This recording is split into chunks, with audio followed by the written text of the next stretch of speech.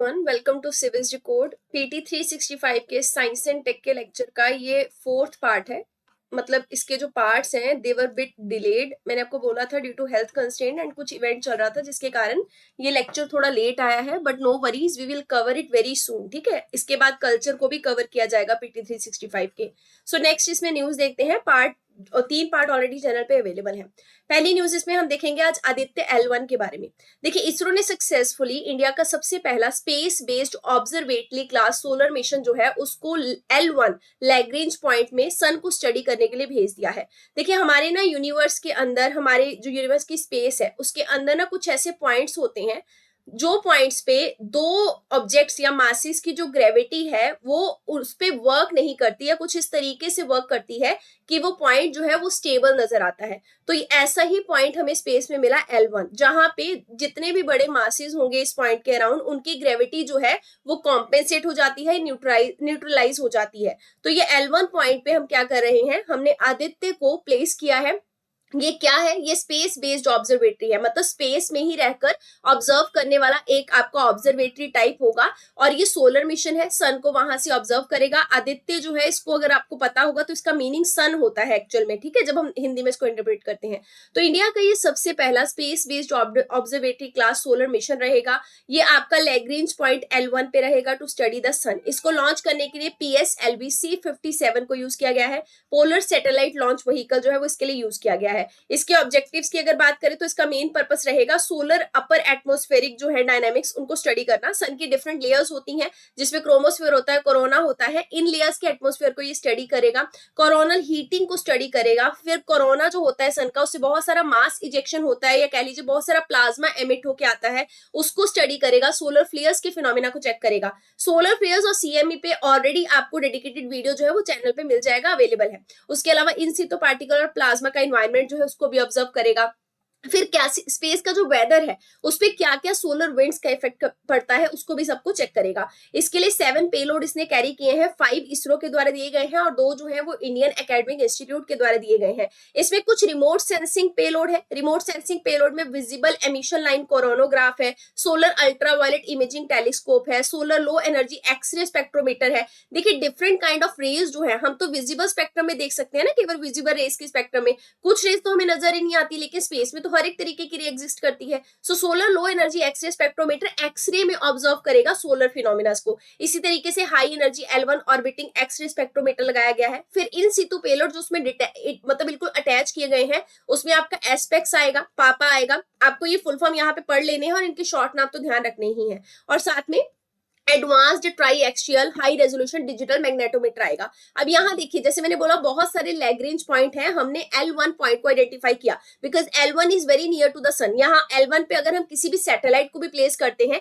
जैसे हम यहाँ ऑब्जर्वेटरी प्लेस कर रहे हैं दैट इज आदित्य L1, तो it will be easily for us to observe the sun. यहाँ से आसानी से देखा जा सकता है और ये अर्थ इस साइड आ जाएगी। और यहाँ L2 पे कौन सा टेलीस्कोप है ये आपको कमेंट सेक्शन में बताना है, जो कि पूरे के पूरे स्पेस को ऑब्जर्व करेगा। ये आपका बियॉन्ड अर्थ है। उसके अलावा यहाँ L4 है, L5 है, L3 है, ऐसे करके हमने 5 पॉइंट ऑब्जर्व किए हैं। ये सन अर्थ सिस्टम में स्पेस फैब्रिक में एग्जिस्ट करते हैं। इस मिशन की यूनिकनेस क्या है, पहली बार हम लोगों ने सोलर डिस्क को यूवी बैंड में स्टडी करने के लिए एक एफर्ट पुट किया है। ऑन बोर्ड इंटेलिजेंस रहेगी जिसमें कोरोनल मास इजेक्शन और सोलर फ्लेयर जो है उसको डिटेक्ट किया जाएगा।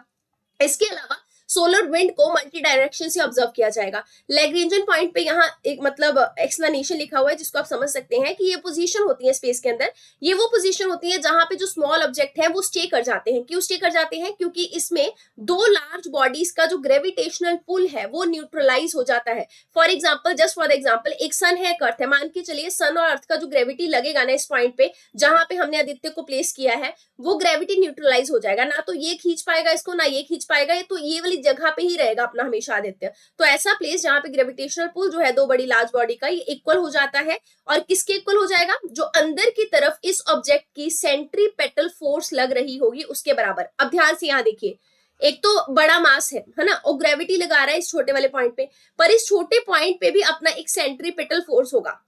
सेंट्रीपिटल फोर्स आपका अंदर की तरफ लगने वाला फोर्स होता है उस ऑब्जेक्ट का। तो इसके अंदर की तरफ लगने वाला जो फोर्स है वो इसको यहां से इधर नहीं आने देगा, तो इसका मतलब ग्रेविटी यहां वर्क नहीं करेगी। सिमिलरली दूसरी साइड का भी मास जो होगा वो भी इसको अपनी तरफ खींच नहीं पाएगा, क्योंकि दो लार्ज बॉडी का gravitational pull will be equal to the centripetal force of that object, जो छोटा ऑब्जेक्ट है। और दो बड़ी ग्रेविटेशनल सिस्टम जो है, इस हिसाब से हमने स्टडी करते हुए पाया कि 5 लैग्रेंज पॉइंट हमें मिलते हैं जहां पे न्यूट्रलाइज हो जाता है ग्रेविटी। और 5 में से L1, L2, L3 ये अनस्टेबल है, L4 और L5 स्टेबल है। This is important point to be taken care of. अब बात करेंगे सिग्निफिकेंस की। इसमें क्या किया जाएगा, जो स्पेसक्राफ्ट है, जो आपका आदित्य L1 है, हमने एक जगह पे उसको स्थापित कर दिया। L1 पे रखने का फायदा क्या हुआ, या लैग्रेंजियन पॉइंट पे रखने का फायदा ये हुआ कि उसको एक्स्ट्रा फ्यूल नहीं चाहिए, क्योंकि उसको एक्स्ट्रा फ्यूल, एक्स्ट्रा एफर्ट नहीं लगाना पड़ रहा अपनी उस पोजीशन को मेंटेन करने के लिए। वो पोजीशन उसकी स्पेस फैब्रिक डायनामिक में मेंटेन हो चुकी है due to the gravitational pull of two large masses, ठीक है। तो इसमें रिड्यूस्ड फ्यूल कंजम्पशन रहता है। L1 बहुत एडवांटेज देता है क्योंकि सन को कंटिन्यूअसली ऑब्जर्व करेगा। इसके अलावा नासा और यूरोपियन स्पेस एजेंसी के द्वारा एक सोहो मिशन है जिसका फुल फॉर्म है सोलर हेलियोस्फेरिक ऑब्जर्वेटरी सैटेलाइट, इसको भी L1 पॉइंट पे प्लेस किया गया है। अब यहाँ आंसर मिल गया। L2 पॉइंट पे there is James Webb space telescope, जो कि पूरा स्पेस को ऑब्जर्व करेगा। कुछ और सोलर मिशन में अगर देखें तो पार्कर सोलर प्रोब नासा का है, solar and heliospheric observatory European space agency का है, क्वाफू 1 सोलर प्रोब चाइना का है। और ये सारे मैच द फॉलोइंग में आपसे कभी भी पूछे जा सकते हैं।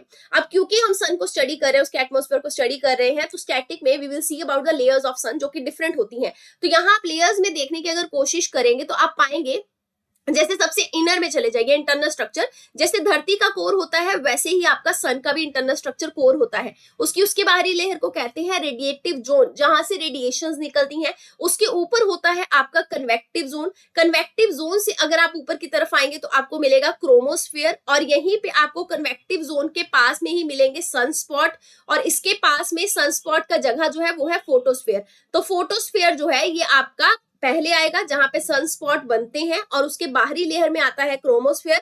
सबसे बाहरी लेयर होती है कोरोना की। कोरोना वो समझिए जैसे हम बचपन में सूर्य बनाते थे ना, कभी ऐसे बना दिया कभी ऐसे बना दिया। ये जो हम किरणें दिखा रहे हैं ये कोरोना का ही मतलब वो है, लेयर है।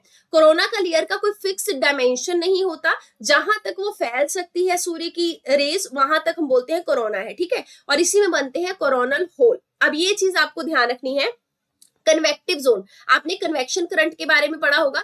धरती है, उसके नीचे मैग्मा होता है, राइट। उस मैग्मा से ऐसे कन्वेक्टिव करंट बनते हैं, ठीक है, हीट के कारण। इसी तरीके से रेडिएटिव जोन से जब आपके सन का एनर्जी बाहर निकलता है तो वो यहाँ पे इस तरीके से कुछ फ्लो करता है, फिर ठंडा होकर नीचे आ जाता है, तो ऐसे कन्वेक्टिव करंट बना देता है, जिस वजह से क्या होता है आपका फोटोस्फीयर और क्रोमोस्फीयर का टेम्परेचर जो है वो रेडिएटिव जोन के कंपैरिजन में कई बार ज्यादा होता है।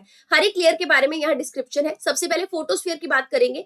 ये सन का सबसे डीपेस्ट लेयर होता है जिसको आप आसानी से ऑब्जर्व कर सकते हैं, और ये centre of the solar disc से लगभग 400 किलोमीटर के डिस्टेंस पे होता है। इसका टेम्परेचर 6500 केल्विन के आसपास होता है। क्रोमोस्फेयर की बात करें तो ये जो आपकी लेयर है ये बेसिकली 400 किलोमीटर से 2100 किलोमीटर तक फैली हुई है जब हम सन से ऊपर की तरफ जाते हैं, सेंटर से ऊपर की तरफ, और ये फोटोस्फीयर तक मतलब टच हो जाती है। इसका टेम्परेचर 4000 के से लेकर 8000 के तक रहता है। यहाँ देखिए ध्यान से, फोटोस्फीयर से ज्यादा टेम्परेचर पहुंच सकता है क्रोमोस्फीयर का। ट्रांजिशन रीजन की बात करें तो 100 किलोमीटर का ये ट्रांजिशन फेस होता है जो क्रोमोस्फीयर से कोरोना की लेयर के बीच में एग्जिस्ट करता है। ये क्रोमोस्फीयर है और कोरोना की लेयर है, इसी के बीच में ये आपका ट्रांजिशन वाला फेज जो है ये एग्जिस्ट करता है। Corona is the outer most layer of the sun. ये आपकी 2100 किलोमीटर जो है सन का सरफेस, वहां से 2100 किलोमीटर तक एग्जिस्ट करती है। इसका temperature is much much higher, million kelvin तक इसका टेम्परेचर पहुंच जाता है। और कोरोना को you can not see with the naked eye. जब आपका सोलर एक्लिप्स बनता है ना, उस एक्लिप्स में ही हम सन की रिंग देख पाते हैं ना आसपास में, तभी आप कोरोना को ऑब्जर्व कर सकते हैं। अदरवाइज इसको देखने के लिए आपको चीजों की जरूरत पड़ती है, इक्विपमेंट चाहिए। और कोरोना को कोई अपर लिमिट नहीं है, कहां तक किरणें जाएंगे वी डू नॉट नो, तो हम इसका अपर बाउंड्री बता नहीं सकते। कोरोनल होल्स की बात करते हैं।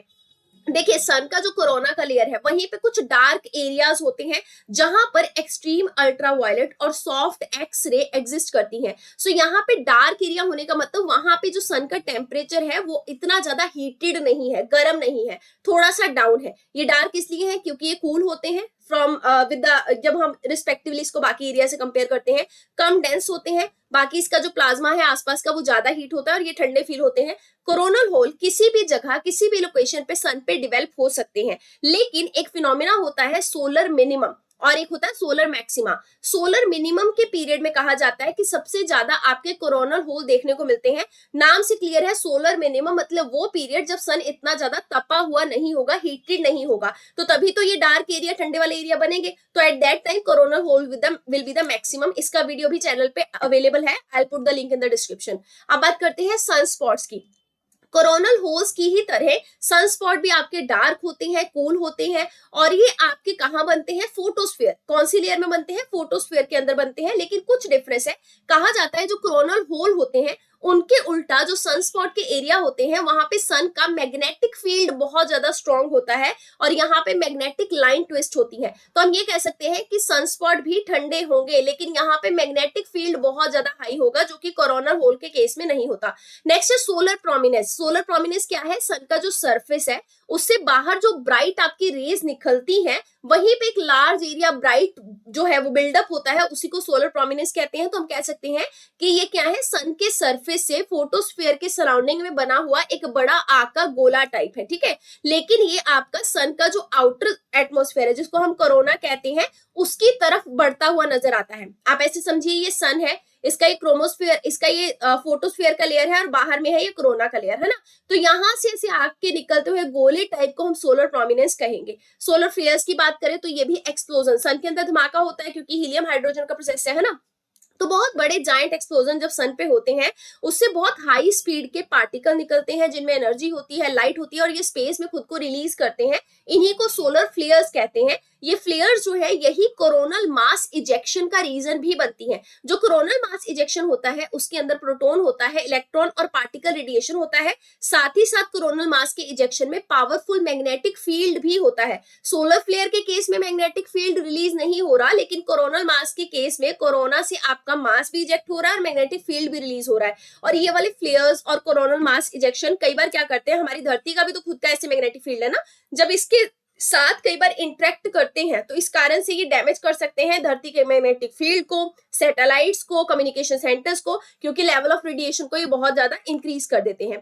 अब कुछ रिलेटेड डेवलपमेंट में बात करेंगे सोलर विंड के बारे में। सोलर ऑर्बिटर जो है यूरोपियन स्पेस एजेंसी का और नासा का, इन्होंने कुछ छोटे छोटे स्मॉल जेट जो है चार्ज्ड पार्टिकल के, जिनको पाइकोफ्लेयर जेट कहा जाता है, उनको डिटेक्ट किया और इन्होंने ये कहा कि सोलर विंड, मतलब सोलर विंड माने सन की हवा समझिए, है ना। ये जो सोलर विंड निकलती है, कहा जा रहा है कि ये जो छोटे छोटे जेट है, चार्ज पार्टिकल जो सन से निकलते हैं, सोलर विंड उन्हीं के कारण जनरेट होती है। सो पाइकोफ्लेयर जेट क्या है? सन का एक लेयर है कोरोना। सन के कोरोना से एक्सपेल होने वाला ये जेट जो है, ये एक चार्ज पार्टिकल का मास है और सन के आउटर एटमोस्फेयर से ये रिलीज होता है और उसी आउटर एटमोस्फेयर को कहते हैं कोरोनल होल। तो कोरोनल होल से ये जेट या चार्ज पार्टिकल निकलते हैं, जिनको पाइकोफ्लेयर जेट भी कहा जाता है। सोलर विंड भी यही जनरेट करते हैं। सोलर विंड तब कहेंगे जब ये जेट्स या चार्ज पार्टिकल लगातार कॉन्टिन्यूसली निकलते रहेंगे, जिसमें प्रोटॉन होगा, इलेक्ट्रॉन होगा और प्लाज्मा का स्टेट भी होगा। Plasma is a fourth state of matter. Earth का मैग्नेटोस्फीयर जो है वो सबसे ज्यादा सोलर एक्टिविटी को कई बार डिफ्लेक्ट करता है। जब भी सोलर एक्टिविटी या सोलर विंड्स आती है धरती की तरफ, तो मैग्नेटिक फील्ड जो है धरती का, वो उसको डिफ्लेक्ट करके खुद से दूर कर देता है। लेकिन कई बार कुछ चार्ज पार्टिकल जो है वो धरती के मैग्नेटिक फील्ड के साथ इंटरेक्ट करते हुए कॉज द मैग्नेटिक डिस्टर्बेंस, जिसको हम जियोमैग्नेटिक स्टॉर्म भी कहते हैं। ये स्टॉर्म कई बार बहुत ज्यादा छोटी होती है, इतनी ज्यादा नुकसान नहीं पहुंचाती। और जब भी ऐसा स्टॉर्म आता है, जब सोलर विंड और धरती का मैग्नेटिक फील्ड रिएक्ट करता है, तो हमें सन में पोल्स के पास में, धरती में सॉरी, पोल्स के पास के एरिया में कुछ ब्राइट लाइट नजर आती हैं आसमान के अंदर, जिनको हम कहते हैं ऑरोरल लाइट। और ये ऑरोरल लाइट शो पोल्स के आसपास हमें दिखता है। नेक्स्ट बात करेंगे गगनयान मिशन के बारे में। सो देखिए, गगनयान मिशन में कौन कौन से एस्ट्रोनॉट्स को स्पेस में भेजा जाएगा, उनके नाम अनाउंस कर दिए गए हैं। हाल फिलहाल गगनयान का सबसे first flight test vehicle abort mission जो है वो सक्सेसफुली एग्जीक्यूट किया गया। अब ये टेस्ट व्हीकल अबॉर्ट मिशन क्या है, इसके लिए यहाँ इस डायग्राम को समझिए। देखिए, हम गगनयान में कर क्या रहे हैं, हम लोग लोअर अर्थ ऑर्बिट में ह्यूमंस को भेजेंगे, ठीक है। और टेस्ट व्हीकल अबॉर्ट मिशन का मतलब है कि जब हमने स्पेस में उनको भेजना शुरू किया, लोअर अर्थ ऑर्बिट में जब भेजना शुरू किया जिस व्हीकल से, हो सकता है रास्ते में कोई खराबी आ जाए उस मतलब इक्विपमेंट के अंदर। जब इक्विपमेंट में खराबी आ जाएगी तो उनका एक ऐसा शेल रहेगा या कह लीजिए उनका एक ऐसा ब्लॉक रहेगा पूरे स्पेस क्राफ्ट के अंदर, जो खुद को उससे अलग कर देगा पूरे स्पेस क्राफ्ट से, और ये ब्लॉक अलग होकर उनकी जान बचा लेगा और समुद्र में आके गिर जाएगा। ठीक है, और ये क्या है, flight test vehicle abort mission, जिसमें अगर ऐसी खराबी आती है तो मिशन को अबॉर्ट करते हुए जो पैसेंजर्स गए हुए हैं साथ में, एस्ट्रोनॉट्स गए हुए हैं, वो सेफली यहाँ पे डिसेंट कर जाएंगे पैराशूट की मदद से और उनकी जान जो है वो बच जाएगी। यही आपका टेस्ट व्हीकल का सेपरेशन का मिशन था जिसको टेस्ट किया गया, क्योंकि जान भी तो जरूरी है ना सबसे पहले। सो TVD-1 क्या है, सिंगल स्टेज लिक्विड एक रॉकेट है। मिशन गगनयान मैंने आपको बता दिया, ह्यूमंस को स्पेस फ्लाइट में हम लोग कैपेबल तरीके से कैरी करेंगे और इसमें 3 मेंबर्स को भेजा जाएगा। 400 किलोमीटर की ऑर्बिट में इनको 3 दिन के लिए भेजा जाएगा। लॉन्च व्हीकल कौन सा यूज करेंगे, इसको पहले कहते थे GSLV Mark 3, geosynchronous satellite launch vehicle MK3, और अब इसको कहते हैं LVM3। तो LVM3 हम लॉन्च करेंगे, जिसमें एक सॉलिड स्टेज है, एक लिक्विड स्टेज है और क्रायोजेनिक स्टेज है। ये इंजन्स की स्टेज होती हैं। गगनयान नेशनल एडवाइजरी काउंसिल भी क्रिएट की गई है। इसरो ने एक एनवायरमेंटल कंट्रोल और लाइफ कंट्रोल सिस्टम जो है, सपोर्ट सिस्टम, उसको डेवलप किया है ताकि वो एस्ट्रोनॉट्स को हम लोग एक तरीके से आप बोल सकते हैं अडेप्ट करवा सके कि वो 3 दिन के लिए वहां रह सके स्पेस के अंदर। यूएस, रशिया और चाइना, ये 3 ही हैं जिन्होंने अभी तक आउटर स्पेस में मैन्ड मिशन या एस्ट्रोनॉट्स को भेजा है। इंडिया इसमें चौथा कंट्री बन जाएगा। स्टेटस की बात करें तो गगनयान प्रोग्राम के लिए जितने सिस्टम्स और सब सिस्टम चाहिए उनको कंप्लीट कर लिया गया है। इसके अलावा L110G विकास इंजन जो है उसको टेस्ट किया गया है। विकास का फुल फॉर्म क्या है, विक्रम अंबालाल साराभाई इंजन। ये इंजन जो है ये लिक्विड फ्यूल्ड रॉकेट इंजन है, यानी कि जो लिक्विड स्टेज होगी आपकी LVM3 की, उसमें ये इंजन प्लेस किया जाएगा। सर्विस मॉड्यूल प्रोपल्शन सिस्टम का टेस्ट इन्होंने कंप्लीट किया। इसके अलावा सबसे पहले हम लोग एस्ट्रोनॉट ऐसे ही नहीं भेजेंगे, उससे पहले एक रोबोट भेजा जाएगा जिसका नाम है व्योम मित्रा। उसके बाद एस्ट्रोनॉट्स को वहां भेजा जाएगा। कुछ रिलेटेड डेवलपमेंट में ध्यान रखेंगे। CE-20 क्रायोजेनिक इंजन इसरो के द्वारा टेस्ट किया गया है। ये इंजन आपका क्रायोजेनिक स्टेज के अंदर मिशन गगनयान में यूज किया जाएगा। क्रायोजेनिक का मतलब होता है बहुत कम टेम्परेचर का या ठंडा स्टेज। तो -150 से -273 डिग्री सेल्सियस तक का हम लोग क्या करेंगे, इसमें इंजन यूज करेंगे जो उसमें कैपेबल रहेगा स्टे करने को लेकर, और ये काफी पावरफुल होगा जब हम सॉलिड और लिक्विड से इसको कंपेयर करते हैं। सबसे पहला क्रायोजेनिक इंजन जो है ये गैस जनरेटर साइकिल को यूज करेगा, जिसमें लिक्विड ऑक्सीजन और लिक्विड हाइड्रोजन जो है उनको डाला जाएगा। उसी से ये जनरेट करेगा गैस को, टेम्परेचर को डाउन करके वर्क करेगा। इसरो ने सेमी क्रायोजेनिक इंजन भी टेस्ट किया है। सेमी क्रायोजेनिक इंजन में क्या होता है, रिफाइंड केरोसिन को यूज किया जाता है। हाइड्रोजन लिक्विड फॉर्म में यूज नहीं किया जाता, लेकिन ऑक्सीजन को डेफिनेटली लिक्विड फॉर्म में यूज करते हैं। नेक्स्ट बात करेंगे नाविक की, जिसका फुल फॉर्म है नेविगेशन विद इंडियन कॉन्स्टिलेशन। देखिए बहुत सारे चिपसेट जिनको माइक्रोचिप्स कहा जा रहा है, ये नाविक के लिए मैन्युफैक्चर किए गए हैं इंडिया के अंदर ही। तो पहले इंडिया की कंपनी इसको नहीं बना रही थी, लेकिन अब इसके इक्विपमेंट इंडिया की कंपनी बना रही है। इसमें सपोर्ट किया है साइंस टेक की मिनिस्ट्री और इलेक्ट्रॉनिक्स की मिनिस्ट्री ने। अभी नेसेसरी क्यों है, नाविक क्या है, नाविक का मतलब क्या होता है, नाविक क्या करता है, हमें रास्ता दिखाता है ना। इन द सेम मैनर आपको जीपीएस तो पता ही होगा, सबके फोन में होता है, ग्लोबल पोजीशनिंग सिस्टम, जो कि यूएसए का सिस्टम है। अब इंडिया का खुद ऐसा सिस्टम भी तो होना चाहिए ना। जीपीएस जो यूएसए में ऑपरेट कर रहा है या ऑल अक्रॉस द वर्ल्ड दे रहा है सारे डायरेक्शंस, इसको थोड़ी ना पता है कि इंडिया के इस एरिया में कौन सी गली कहाँ पे जाती है। तो कई बार हमें गलत डायरेक्शन भी दे देता है। हमने अपना खुद का सिस्टम बनाया जिसको हमने कहा नाविक, जो कि जीपीएस की तरह ही है, पर ग्लोबल लेवल पे नहीं, इंडिया के रीजन लेवल पे काम करेगा और हमें डायरेक्शंस वगैरह देगा। तो ये गैजेट जो है ये कंपैटिबल है फॉर प्रोवाइडिंग द नेविगेशन और direction to the Indian people, particularly for our region. ठीक है, इसके अलावा NVS-01 को लॉन्च किया गया। ये इंडिया का सेकंड जनरेशन सैटेलाइट है और ये नाविक के सपोर्ट के लिए ही लॉन्च किया गया। नाविक क्या है, independent stand alone navigation satellite system है। इसरो ने इसको डेवलप किया। इसमें 3 सैटेलाइट जियो स्टेशनरी ऑर्बिट पे है, 4 आपके इंक्लाइंड जियो सिंक्रोनस ऑर्बिट में है। ये क्या होते हैं इसके लिए आपको सेपरेट वीडियो चैनल पे मिल जाएगा, ऑलरेडी स्टैटिक के साइंस में डला हुआ है। तो देखिए ये सैटेलाइट कौन से कहां पे है, ये आपको डेफिनेटली ध्यान रखना है। कवरेज की अगर बात करें तो पूरा इंडिया का जो लैंडमास है वो कवर करेगा, साथ ही साथ इंडिया के आसपास में 1500 किलोमीटर के रेंज में भी ये अपना डायरेक्शन नेविगेशन चलाएगा। इसको पहले Indian regional navigation satellite system कहते थे। इसमें 2 सर्विसेज होंगी, एक तो स्टैंडर्ड पोजीशनिंग सर्विस जिसमें हर एक सिविलियन जो है वो देख सकता है, यूज कर सकता है इसके डायरेक्शंस को। एक होती है रिस्ट्रिक्टेड सर्विस जिसको केवल मिलिट्री वाले या स्ट्रेटेजिक यूजर जो है वही एक्सेस कर सकते हैं। नीड की बात करें तो इसकी जरूरत हमें क्या पड़ी, तो देखिए फॉरेन सैटेलाइट सिस्टम हमारे पास जो है यूएसए का, वो स्ट्रेटेजिक लोकेशन के लिए तो हम कॉम्प्रोमाइज नहीं कर सकते उस पे। मतलब मान के चलिए मिलिट्री को डायरेक्शन चाहिए तो हम जीपीएस का यूज तो नहीं कर सकते ना, एट द एंड तो वो दूसरा कंट्री है। तो इन द सेम मैनर हमने अपना खुद का जो बनाया है इसलिए बनाया ताकि हमारी सिक्योरिटी कॉम्प्रोमाइज ना हो, दूसरा हमें डायरेक्शन बिल्कुल एकदम एक्यूरेट मिल पाए।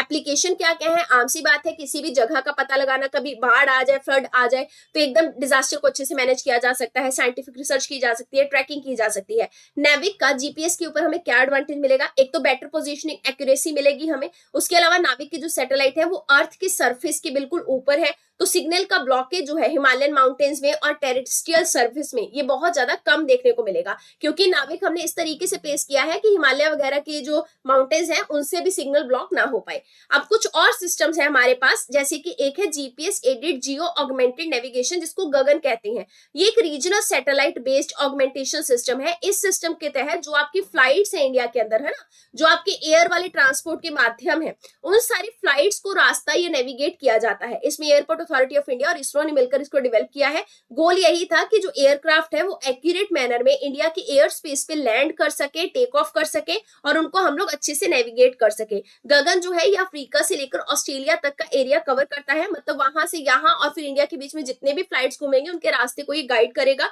और सबसे पहला ये एक तरीके का regional satellite based augmentation system है वर्ल्ड के अंदर, जिसको सर्टिफिकेट भी दिया गया है, क्योंकि ये वर्टिकल गाइडेंस में भी ऑपरेट करते हैं, मतलब जहाज को वर्टिकल गाइड करने में, वर्टिकल डायरेक्शन देने में भी अपना रोल प्ले करते हैं।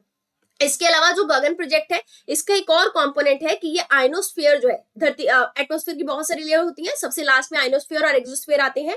सो ये आइनोस्फीयर के बिहेवियर को स्टडी करने में भी इंडियन रीजन में मदद करेगा। इसके अलावा aviation, transportation, railways, maritime, highway, industry, सब किसी के सेक्टर में नेविगेशन अगर देना हो तो उसके लिए काफी ज्यादा कारागार है। इंडिया तीसरा कंट्री है वर्ल्ड के अंदर जिसने कुछ ऐसे एक्यूरेट प्रिसाइज अप्रोच डेवलप किए हैं for the navigation in terms of aircraft. ये मिनिस्ट्री ऑफ पोर्ट्स के द्वारा इनॉग्रेट किया गया। इसका मेन पर्पस क्या है कि जो भी आपके ग्लोबल नेविगेशन सैटेलाइट सिस्टम में एरर्स या इनएक्यूरेसीज आती हैं उसको सही करना। ये कॉन्स्टेलेशन ऑफ सैटेलाइट है, मतलब 7 सैटेलाइट का एक तरीके से आप बोल सकते हैं समूह है, जिसमें स्पेस में सिग्नल प्रोवाइड किया जाता है और ये पोजीशनिंग को ट्रांसमिट करते हैं। इसके अलावा टाइम मैनर में ये डाटा प्रोवाइड करते हैं जीएनएसएस के रिसीवर्स को। जिनके पास भी ये रिसीवर होगा ना, उनको ये टाइम पोजीशनिंग का डाटा प्रोवाइड करेंगे। मान के चलिए कोई मतलब इस रिसीवर को लेकर समुद्र में कहीं फंसा हुआ है तो उसको इससे फायदा मिल सकता है। बहुत सारे मेजर जीएनएस आते हैं, ग्लोबल नेविगेशन सैटेलाइट सिस्टम आते हैं, जिसमें जीपीएस यूएसए का है, ग्लोबलिया नेविगेशन जो है ये आपका ग्लोनास जिसको कहते हैं रशिया का है, गैलीलियो यूरोप का है और बिदु आपका चाइना का है।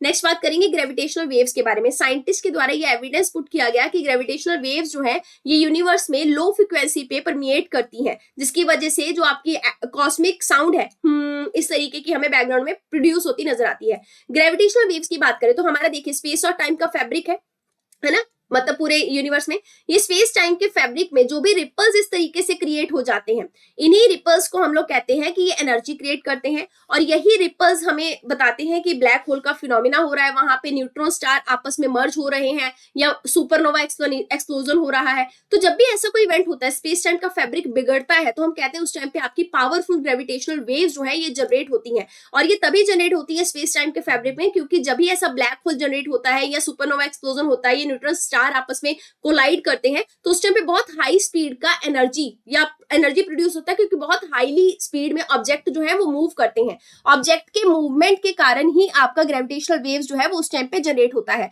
एल्बर्ट आइंस्टाइन के द्वारा एक मतलब 1916 के आसपास ग्रेविटेशनल वेव की एग्जिस्टेंस के बारे में नोट डाउन दिया गया था, जिसमें उन्होंने कहा था कि ग्रेविटेशनल वेव एग्जिस्ट करती है। उनकी एक थ्योरी आई थी जिसका नाम था जनरल थ्योरी ऑफ रिलेटिविटी। उसके बाद हमें सिर्फ थ्योरी में पता था कि ग्रेविटेशनल वेव एग्जिस्ट करती है, लेकिन 2015 में आपका LIGO नाम का एक डिटेक्टर है, लेजर इंटरफेरोमीटर ग्रेविटेशनल ऑब्जर्वेटरी इसको कहते हैं।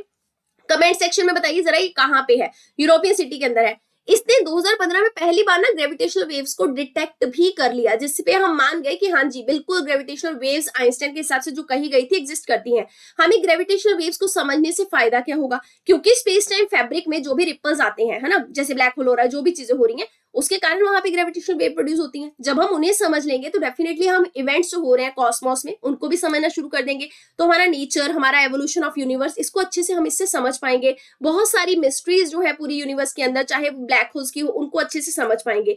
हाई और लो फ्रिक्वेंसी की ग्रेविटेशनल वेव्स क्या होती हैं? देखिए कहा यह जाता है कि जब भी आपका छोटा पेयर ऑफ ब्लैक होल बनता है उस टाइम पे तो हाई फ्रिक्वेंसी ग्रेविटेशनल वेव निकलती हैं, लेकिन अगर बहुत बड़ा ब्लैक होल जनरेट हो रहा है तो लो फ्रिक्वेंसी की वेव्स जो है वो आपकी ग्रेविटेशनल ग्रेविटेशन भी जनरेट होती हैं। कौन कौन से इवेंट्स के कारण ये जनरेट होती हैं? जब तो एक स्टार जो है वो एक्सप्लोड हो गया, जिसको कहते हैं सुपरनोवा एक्सप्लोजन, या दो बड़े स्टार एक दूसरे के अराउंड ऑर्बिट करने लग गए, या दो बड़े ब्लैक होल मर्ज कर गए, ब्लैक होल या न्यूट्रॉन स्टार मर्ज कर गए। इन सब केसेस में आपकी ग्रेविटेशनल वेव जो है वो एग्जिस्ट करने लग जाती है।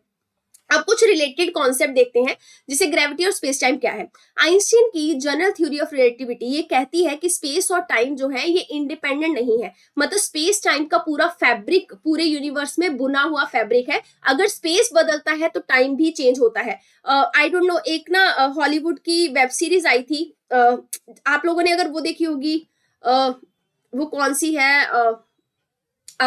थॉर वगैरह की मूवी है ना, थॉर के भाई के ऊपर ही एक मूवी आई थी, उसमें ये स्पेस टाइम के फैब्रिक के साथ छेड़छाड़ करने के बारे में बताया गया था। लॉकी की सीरीज, हाँ लॉकी के ऊपर सीरीज आई थी, उसमें ऐसा कुछ स्पेस टाइम के साथ छेड़छाड़ का एक किस्सा सुनाया गया था, बताया गया था। तो अगर आप स्पेस छेड़ते हैं टाइम भी छिड़ जाता है, टाइम छेड़ते हैं स्पेस छिड़ जाता है, ये थ्योरी बोलती है। और आइंस्टाइन ने ये कहा कि ग्रेविटेशनल अट्रैक्शन जो है या वेव्स जो है इसीलिए जनरेट होती हैं क्योंकि आपका स्पेस टाइम का फैब्रिक जो है, कोई बड़ा ऑब्जेक्ट है, मान के चलिए ऐसे है स्पेस टाइम का फैब्रिक, कोई बड़ा ऑब्जेक्ट यहाँ पे क्रिएट हुआ तो ये इसको नीचे की तरफ धस देगा। जब इसने ये नीचे की तरफ धसा तो स्पेस टाइम का फैब्रिक बदल गया ना, बिगड़ गया थोड़ा। जैसे ही बिगड़ा तब कहा जाता है ग्रेविटेशनल अट्रैक्शन या वेव्स जनरेट होती हैं। जितना बड़ा मास होगा किसी ऑब्जेक्ट का उतना ज्यादा स्पेस में वार्पिंग होगी, उतना मतलब स्पेस ऐसे नीचे की तरफ धसेगा। अगर नीचे की तरफ धसेगा तो आम सी बात है उतना ज्यादा ग्रेविटेशनल पुल जनरेट होगा, ठीक है, आसपास के ऑब्जेक्ट को अपनी तरफ खींचेगा। और ब्लैक होल भी यही चीज करता है। तो ब्लैक होल कुछ नहीं है, एक बहुत डीप है, डीप आप बोल सकते हैं वार्पिंग है स्पेस की, जिसका हमें नीचे का एंडिंग पॉइंट नहीं मिल रहा, जिसकी हमें रेडियस नहीं पता है।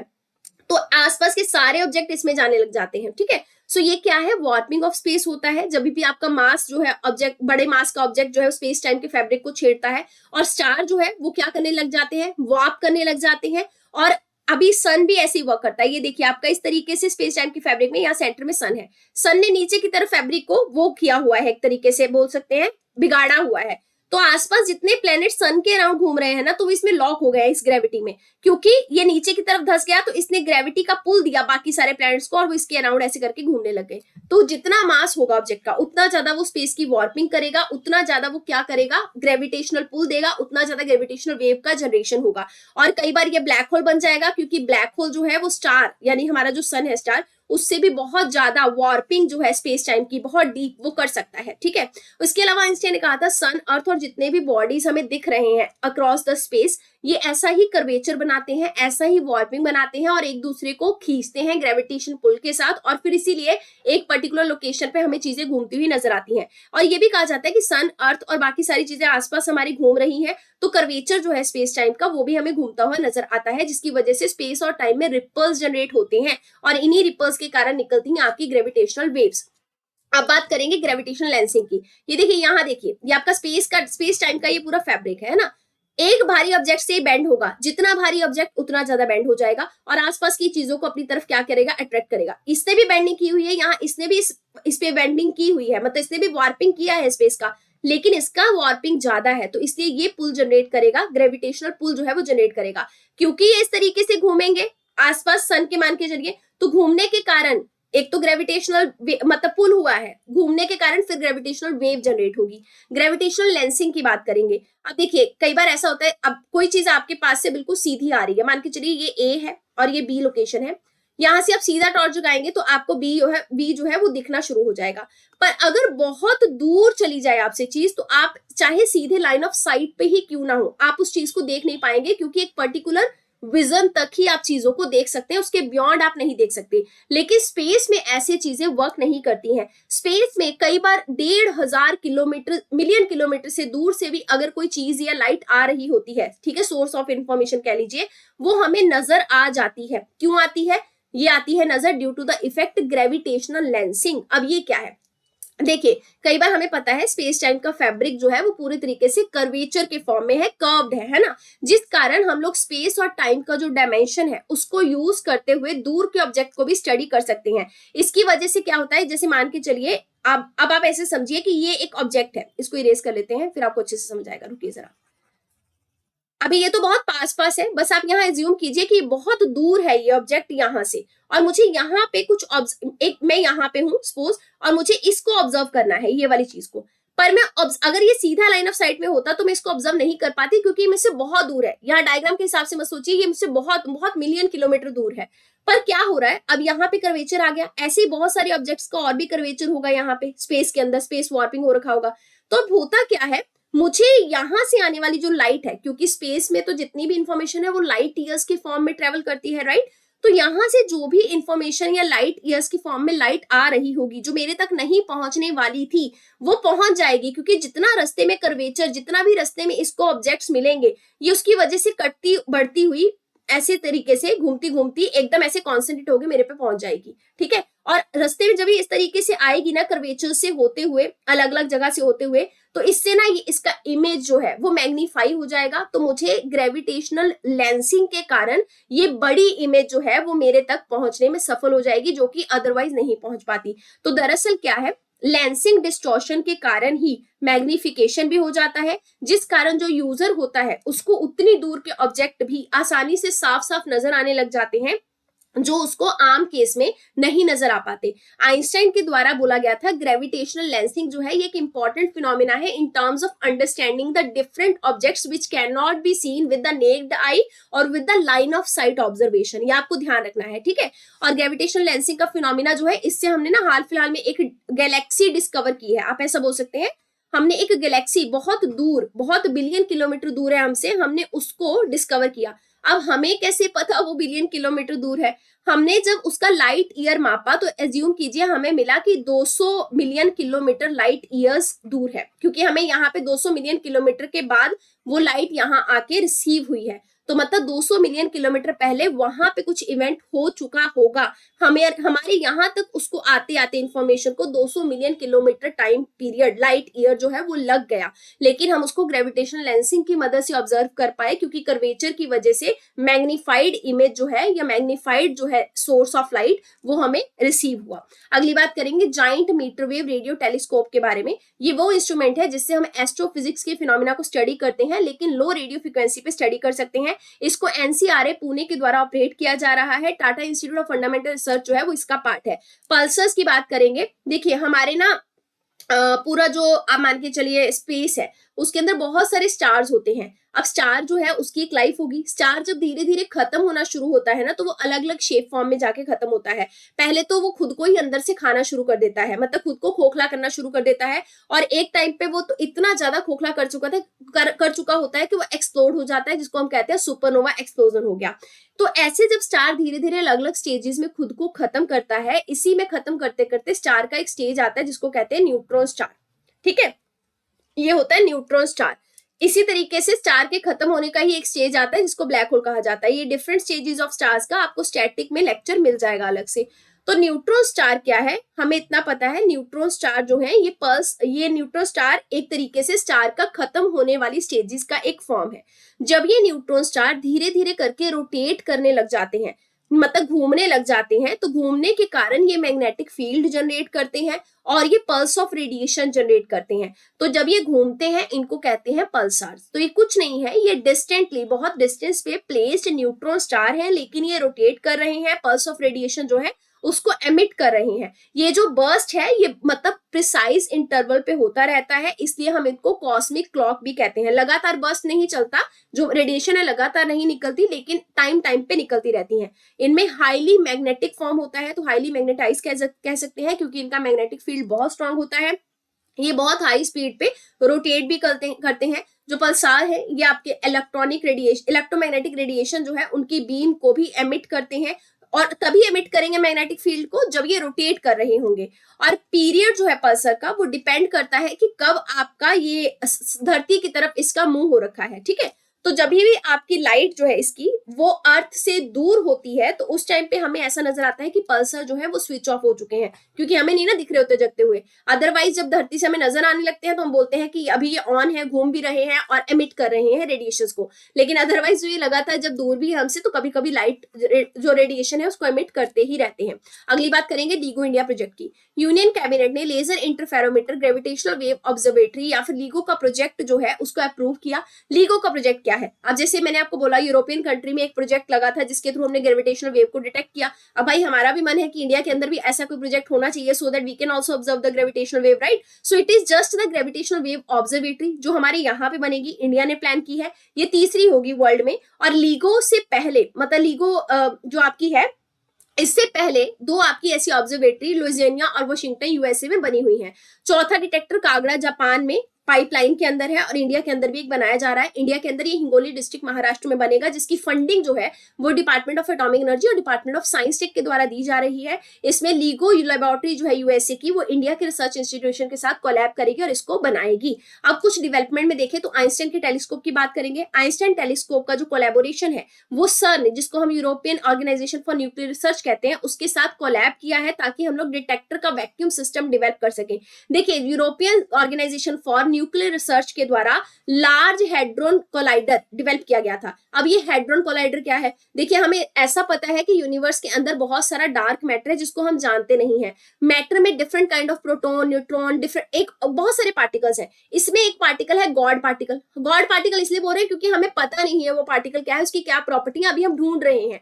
तो लार्ज हेड्रोन कोलाइडर क्या है? दरअसल ये कोलाइडर जितने भी हमने अभी तक डिटेक्ट किए हैं पार्टिकल्स स्पेस के अंदर, उन पार्टिकल्स की स्टडी करने वाला कोलाइडर है। ये पार्टिकल्स को बहुत हाई स्पीड में जैसे वो यूनिवर्स में बिहेव करते हैं उसी हाई स्पीड में हेड्रो नाम के पार्टिकल को ये क्या करता है, इस एक्सेलरेटर में पुट करता है, क्लैश करवाता है और फिर देखता है कौन कौन सी चीजें हो रही हैं या कई बार कौन सी वेव जनरेट हो रही है। तो लार्ज हेड्रोन कोलाइडर का जो प्रोजेक्ट है ये पार्टिकल फिजिक्स का प्रोजेक्ट है। European Organization for Nuclear Research के द्वारा इसको चलाया जा रहा है। इसने आइंस्टाइन टेलीस्कोप के साथ अब कोलैबोरेट किया है ताकि डिटेक्टर जो है, जो हेड्रोन कोलाइडर का डिटेक्टर है, उसके वैक्यूम सिस्टम का डिजाइन जो है वो हम लोग डेवलप कर सकें।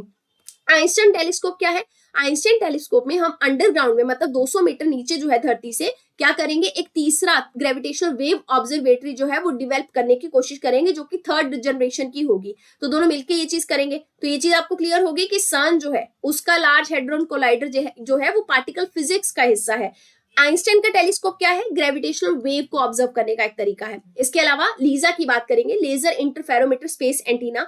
स्पेस के अंदर ही ग्रेविटेशनल वेव को ऑब्जर्व करने के लिए हमने इस तरीके का एंटीना जो है वो प्लेस कर दिया और ये आपका यूरोपियन स्पेस एजेंसी के द्वारा लीड किया गया है। इसमें नासा और इंटरनेशनल कंसोर्टियम ऑफ साइंटिस्ट ने भी कोलैबोरेट किया है। इसके अलावा इवॉल्व्ड लीजा भी है। इवॉल्व्ड लीजा का मतलब क्या होगा कि ग्रेविटेशनल जो आपका वेव है उसके साथ साथ हम लोग यूनिवर्स में ग्रेविटी को ऑब्जर्व भी करेंगे और फर्स्ट टाइम स्पेस में उसको एक्सप्लोर करने की कोशिश करेंगे। इसमें मदर और 2 डॉटर स्पेसक्राफ्ट भेजे जाएंगे। अगली बात करेंगे ब्लैक होल्स और टाइम डायलेशन के बारे में। साइंटिस्ट ने रिसेंटली ऑब्जर्व किया कि ब्लैक होल का एक क्लास है जिसको कहते हैं क्वेजार। यहाँ पर हमें अर्ली यूनिवर्स का डेमोन्स्ट्रेशन देखने को मिला है कि कैसे अर्ली यूनिवर्स जो था वो आपका स्टार्ट हुआ था।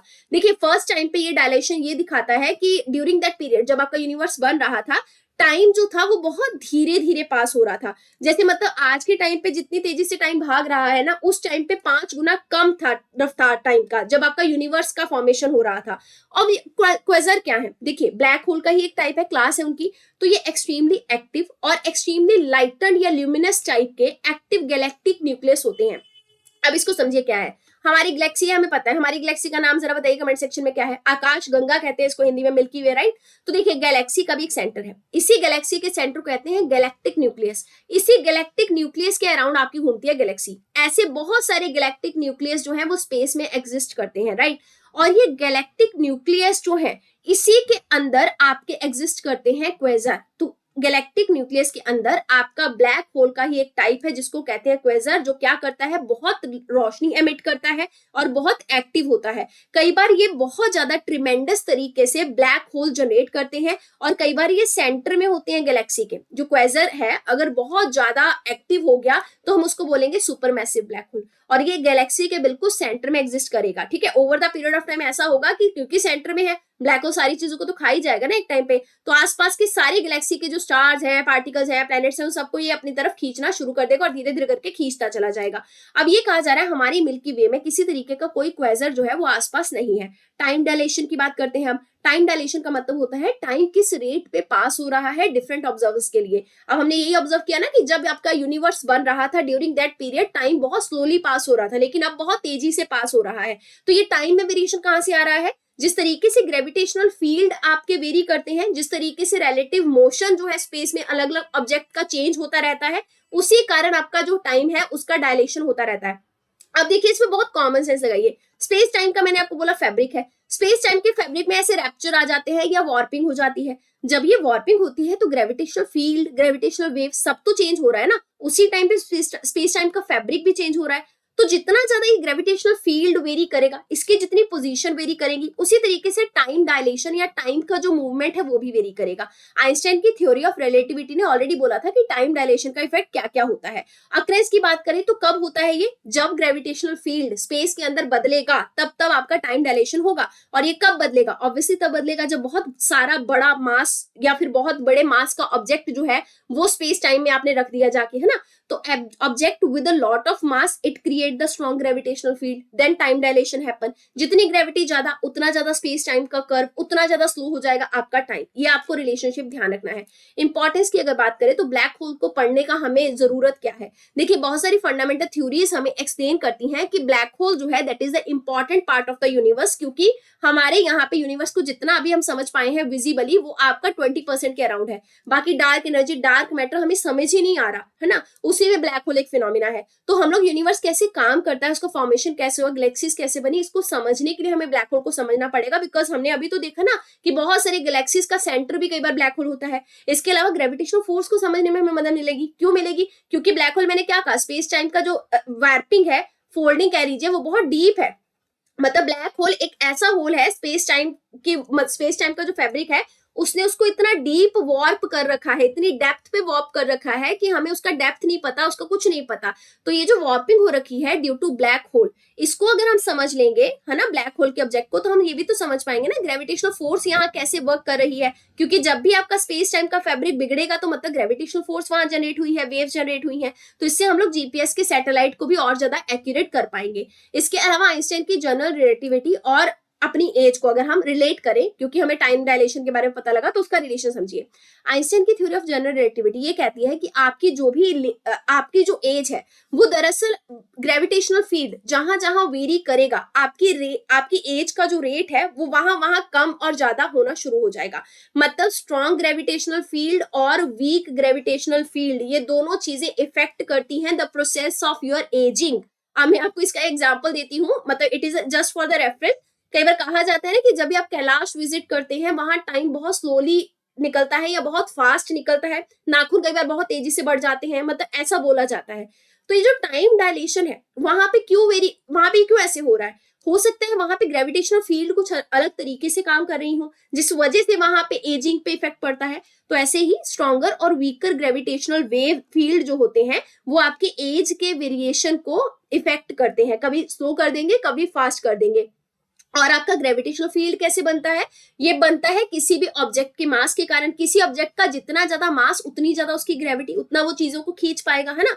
तो आपकी एज इस हिसाब से ही बदलेगी जिस हिसाब से वहां का ग्रेविटेशनल वेव होगा। So how your age would change if you spend 30 year at Jupiter and moon. दोनों को अगर कंपेयर करें हम लोग, ठीक है, देखिए जुपिटर में आपकी जो एज है उसमें से आप 18.4 सेकेंड माइनस कर लीजिए। अगर आप वही मून पे चले जाएंगे तो आपकी जो एज है वो 629 मिली सेकेंड जो है वो बढ़ जाएगी। अब ऐसा क्यों होगा, अच्छा जुपिटर पास है धरती के या फिर मून पास है, moon is the satellite of earth, right. Moon धरती के बिल्कुल पास है, तो मून धरती के बिल्कुल पास है, हम धरती के पर्सपेक्टिव में अपनी एज को वो कर रहे हैं, क्या बोलते हैं, वेरीफाई कर रहे हैं जुपिटर पे और मून पे। क्योंकि मून बिल्कुल पास है तो मून पे धरती का ग्रेविटेशनल पुल हाई होगा। धरती का ग्रेविटेशनल पुल अगर मून पे हाई है तो आम सी बात है मून पे हमारी उम्र ज्यादा स्ट्रॉन्ग ग्रेविटेशनल पुल के कारण ज्यादा नजर आएगी, बड़ी हुई नजर आएगी। लेकिन वही जुपिटर में चली जाइए, जुपिटर दूर है, जुपिटर पे धरती का ग्रेविटेशनल पुल वीक हो जाएगा, ग्रेविटेशनल फील्ड वीक हो जाएगा। तो जब हम जुपिटर पे जाएंगे तो हमारी जो उम्र है वो हमें कम दिखेगी, ठीक है। इसीलिए आपको रिलेशन जो है वो ध्यान रखना है। अब बात करते हैं ब्लैक होल्स की। तो ब्लैक होल क्या है, कॉस्मिक बॉडी है स्पेस के अंदर जिसको अभी तक हम समझ नहीं पाए। बस हमें इतना पता है कि स्पेस टाइम का जो फैब्रिक है वो बहुत खतरनाक तरीके से बिगड़ता हुआ नजर आता है ब्लैक होल के कारण। आपने ना ऐसे अखबार में बहुत बार इस तरीके का डायग्राम देखा होगा, ऐसा डीप, कई बार ड्रॉ भी करना पड़ सकता है मेंस में। तो ये डीप कितना है हमें नहीं पता, ये है ब्लैक होल। यहाँ पे स्पेस टाइम का फैब्रिक पूरा बदल चुका है, हमें नहीं पता ये डीप में कहाँ जा रहा है, हमें नहीं पता डेप्थ में जाके कहीं से निकल रहा हो फैब्रिक में, मतलब उलझन पैदा करके, वी डू नॉट नो, ठीक है। देखिए, ब्लैक होल कॉस्मिक बॉडी है स्पेस के अंदर जहां ग्रेविटेशनल पुल इतना इंटेंस है, ग्रेविटी इतनी इंटेंस है कि इसने स्पेस टाइम के फैब्रिक को पूरा रप्चर कर दिया, पूरा नीचे गहराई तक ले गए। और क्योंकि गहराई तक ले गया, जब यहाँ रप्चरिंग होगा तो आसपास के ऑब्जेक्ट्स को यहाँ पे धसना पड़ेगा ना, ग्रेविटी हाई हो जाएगी। तो इसका मतलब यहाँ पे हर कोई आसपास की चीज जो है वो जाके गिरने लग जाती है, इस इंस्टेंस तक गिरती है कि आपका लाइट जो है वो भी यहाँ से एस्केप नहीं हो सकती। जब लाइट यहाँ से एस्केप नहीं होगी तो यहाँ से कुछ भी बाहर नहीं आएगा। जब यहाँ से कुछ भी बाहर नहीं आएगा, हम तो तभी देख पाते हैं ना जब हमें लाइट पड़ती है आंखों पे विजिबल स्पेक्ट्रम के अंदर। अब यहाँ से कुछ निकल के बाहर ही नहीं आ रहा तो आम सी बात है मेरे तक वो चीज पहुंचेगी नहीं, तो मैं कहां से देखूंगी कहाँ ब्लैक होल बना कहाँ नहीं बना, है ना। तो आम सी बात है यहाँ पे लाइट भी एस्केप नहीं कर सकती, ड्यू टू विच हम इसको ऑब्जर्व नहीं कर सकते, ये हमारे लिए विजिबल नहीं है, इसको हम स्टडी नहीं कर सकते।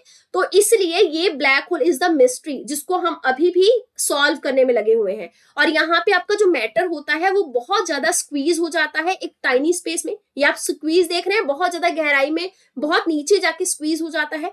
Most of the black hole कब बनते हैं, जब आपका बहुत बड़ा स्टार सुपरनोवा एक्सप्लोजन के कारण डाई कर जाता है, मर जाता है। स्टार के मरने का मतलब उसके अंदर का फ्यूल खत्म हो गया। फॉर एग्जाम्पल हमारे यहाँ पे सन का जो फ्यूल है वो हाइड्रोजन और हीलियम है, जब वो खत्म हो जाएगा तो हम बोलेंगे हमारा सन जो है that is going to die. तो कुछ और फीचर्स हैं ब्लैक होल के, जैसे ये इनविजिबल है, obviously light can not escape, without the light we can not see. तो इनविजिबल, और ये कई बार बड़े और छोटे हो सकते हैं, ये वेरी करेगा। अब आप इनको डायरेक्टली ऑब्जर्व नहीं कर सकते बिकॉज ये लाइट को एमिट नहीं करते, रेडिएट नहीं करते। लाइट के अलावा हमारे पास दूसरा सोर्स ऑफ इन्फॉर्मेशन क्या होता है कि इलेक्ट्रोमैग्नेटिक वेव से हम इनको स्टडी कर सके, लेकिन ये किसी तरीके की इलेक्ट्रोमैग्नेटिक वेव भी एमिट नहीं करते। बस हम अभी जान कैसे पाए फिर, अगर इनको एमिट नहीं करते हमें कैसे पता लगा कि यूनिवर्स में ब्लैक होल एग्जिस्ट करता है। तो देखिए क्या हुआ, हमने ना ऑब्जर्व किया जब भी, जैसे हबल स्पेस टेलीस्कोप है, हमारे बहुत सारे मतलब औजार है स्पेस के अंदर, हमने ऐसे ऑब्जर्व किया कि मतलब हमारी स्पेस में ना कई कई जगह पे इस तरीके से, यहाँ हमें मान के चलिए ब्लैक होल है, हम इसको नहीं देख पा रहे, हमें ये नजर आया कि मतलब ना कई कई जगह पे स्पेस टाइम का जो फैब्रिक है वो जो बिगड़ा हुआ है उसके आसपास के बहुत आसपास के मतलब एरिया से ना, स्पेस टाइम फैब्रिक के बिगड़े हुए आसपास के एरिया से कुछ लाइट बहुत स्ट्रांगली एमिट हो रही है। पर जहां से लाइट एमिट हो रही है ये ब्लैक होल वाली लाइट नहीं है, ब्लैक होल तो लाइट को खा गया, उससे कुछ दूरी पे जाके कुछ जगह से लाइट बहुत स्ट्रांगली एमिट हो रही है, या फिर हमें एमिट होने के अलावा वहां पे सिकुड़ती हुई, फोल्ड होती हुई नजर आ रही है।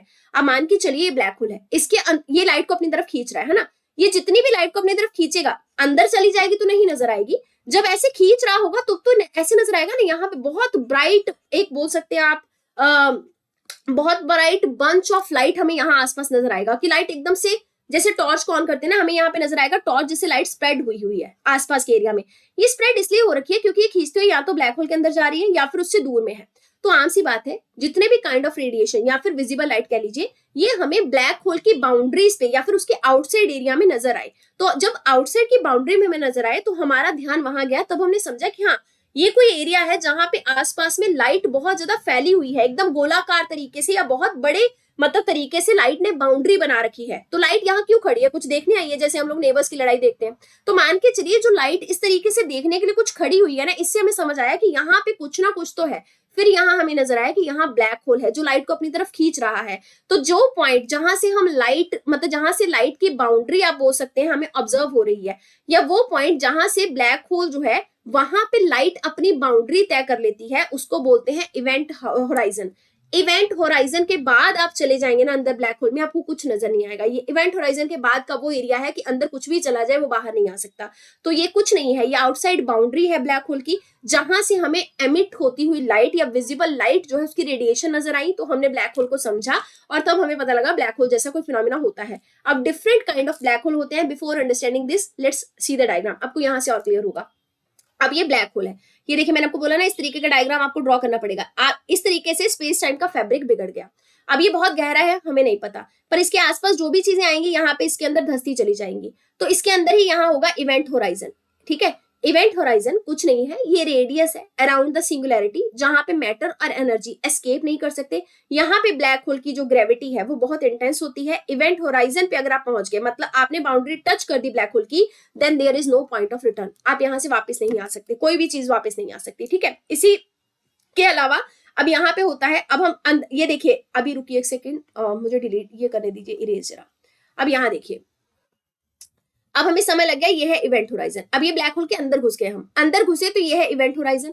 अब इवेंट होराइजन के अंदर को समझिए, यहाँ पे होगा सिंगुलैरिटी। सिंगुलैरिटी क्या है? सेंटर है ब्लैक होल का, ब्लैक होल का एकदम सेंटर वाला पॉइंट है। ये वो पॉइंट है जहां पे आपका मैटर कोलैप्स हो जाता है, और किस इंटेंसिटी तक कोलैप्स होता है, मतलब इनफाइनाइट तरीके से कोलैप्स हो जाएगा, आपको दोबारा वो मिलेगा नहीं, उसकी जो डेंसिटी है वो इनफाइनाइट तरीके से वहां पे खत्म हो जाएगी।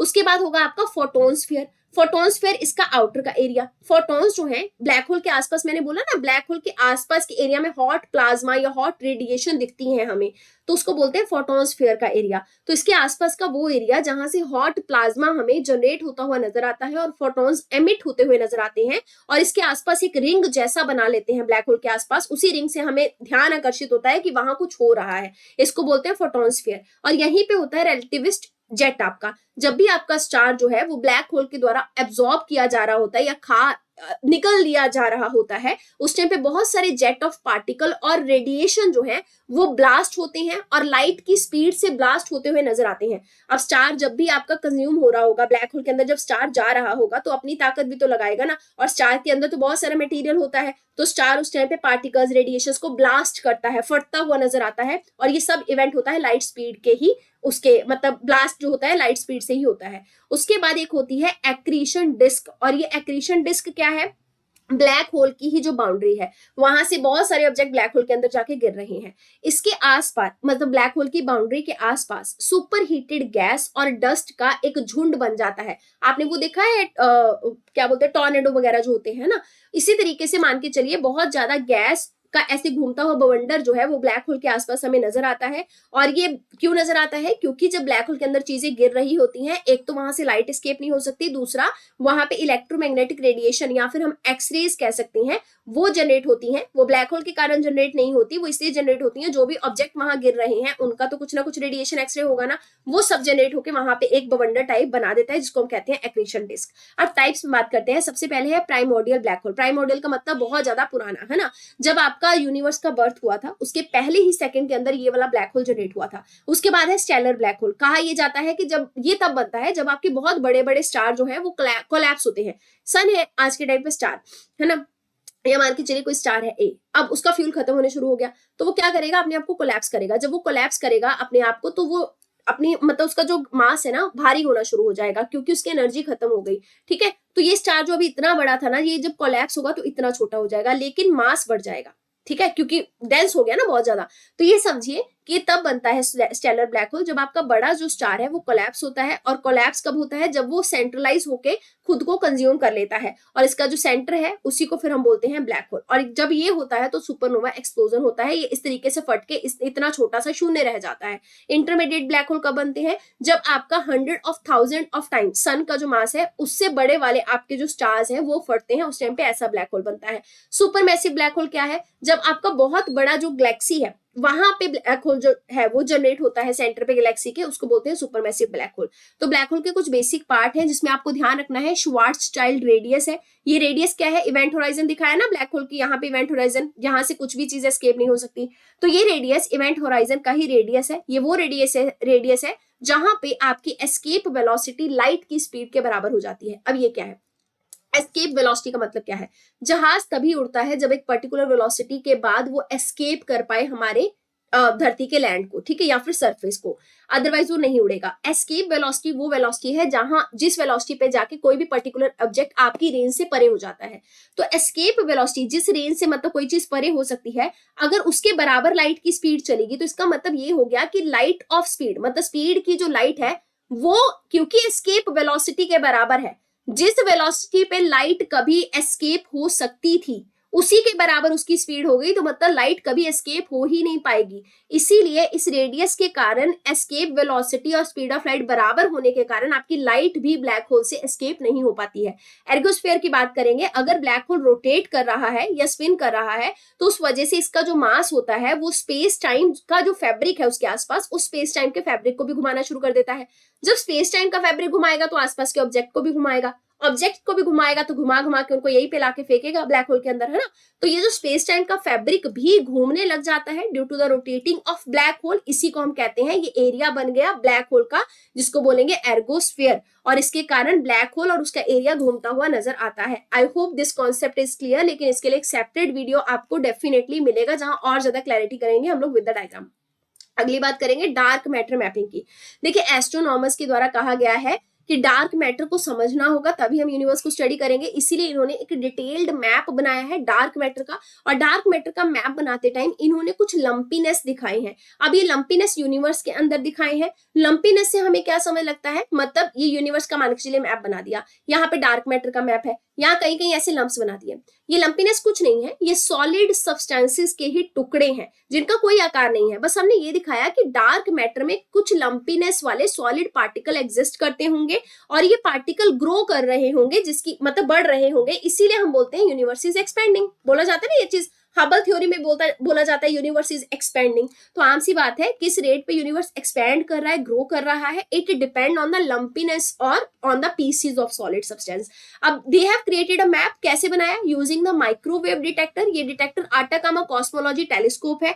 एस्ट्रोनॉमर के द्वारा ऑब्जर्व किया गया कि आइंस्टाइन की जो प्रिडिक्शन थी रिलेटिविटी थ्योरी की वो बिल्कुल करेक्ट थी, और आइंस्टाइन ने ही कहा था यूनिवर्स इज एक्सपेंडिंग, तो ऑब्वियसली एक्सपैंड कर रहा है, इसलिए डार्क मैटर वहां पे एग्जिस्ट करता है। और उन्होंने कहा कि स्टैंडर्ड मॉडल ऑफ कॉस्मोलॉजी जिसको हम सालों से पढ़ते आ रहे हैं वो भी बिल्कुल करेक्ट था रिगार्डिंग द डार्क मैटर। और इस मॉडल ने ये कहा था कि कुछ फिक्स्ड इस तरीके के इवेंट जो हैं वो हो रहे हैं यूनिवर्स के अंदर, और हो रहे थे बिग बैंग होने से पहले। हम तो यही जानते हैं ना, बिग बैंग की थ्योरी आई, बिग बैंग मतलब एक छोटा सा पार्टिकल जो है वो फटा, सॉरी एक काइंड ऑफ सुपरनोवा एक्सप्लोजन हुआ बहुत डेंस पार्टिकल के फटने से, जिसके कारण यूनिवर्स बना। लेकिन एसएमसी मॉडल ये कहता है कि कुछ फिक्स्ड इवेंट्स हो रहे थे before the occurring of big bang.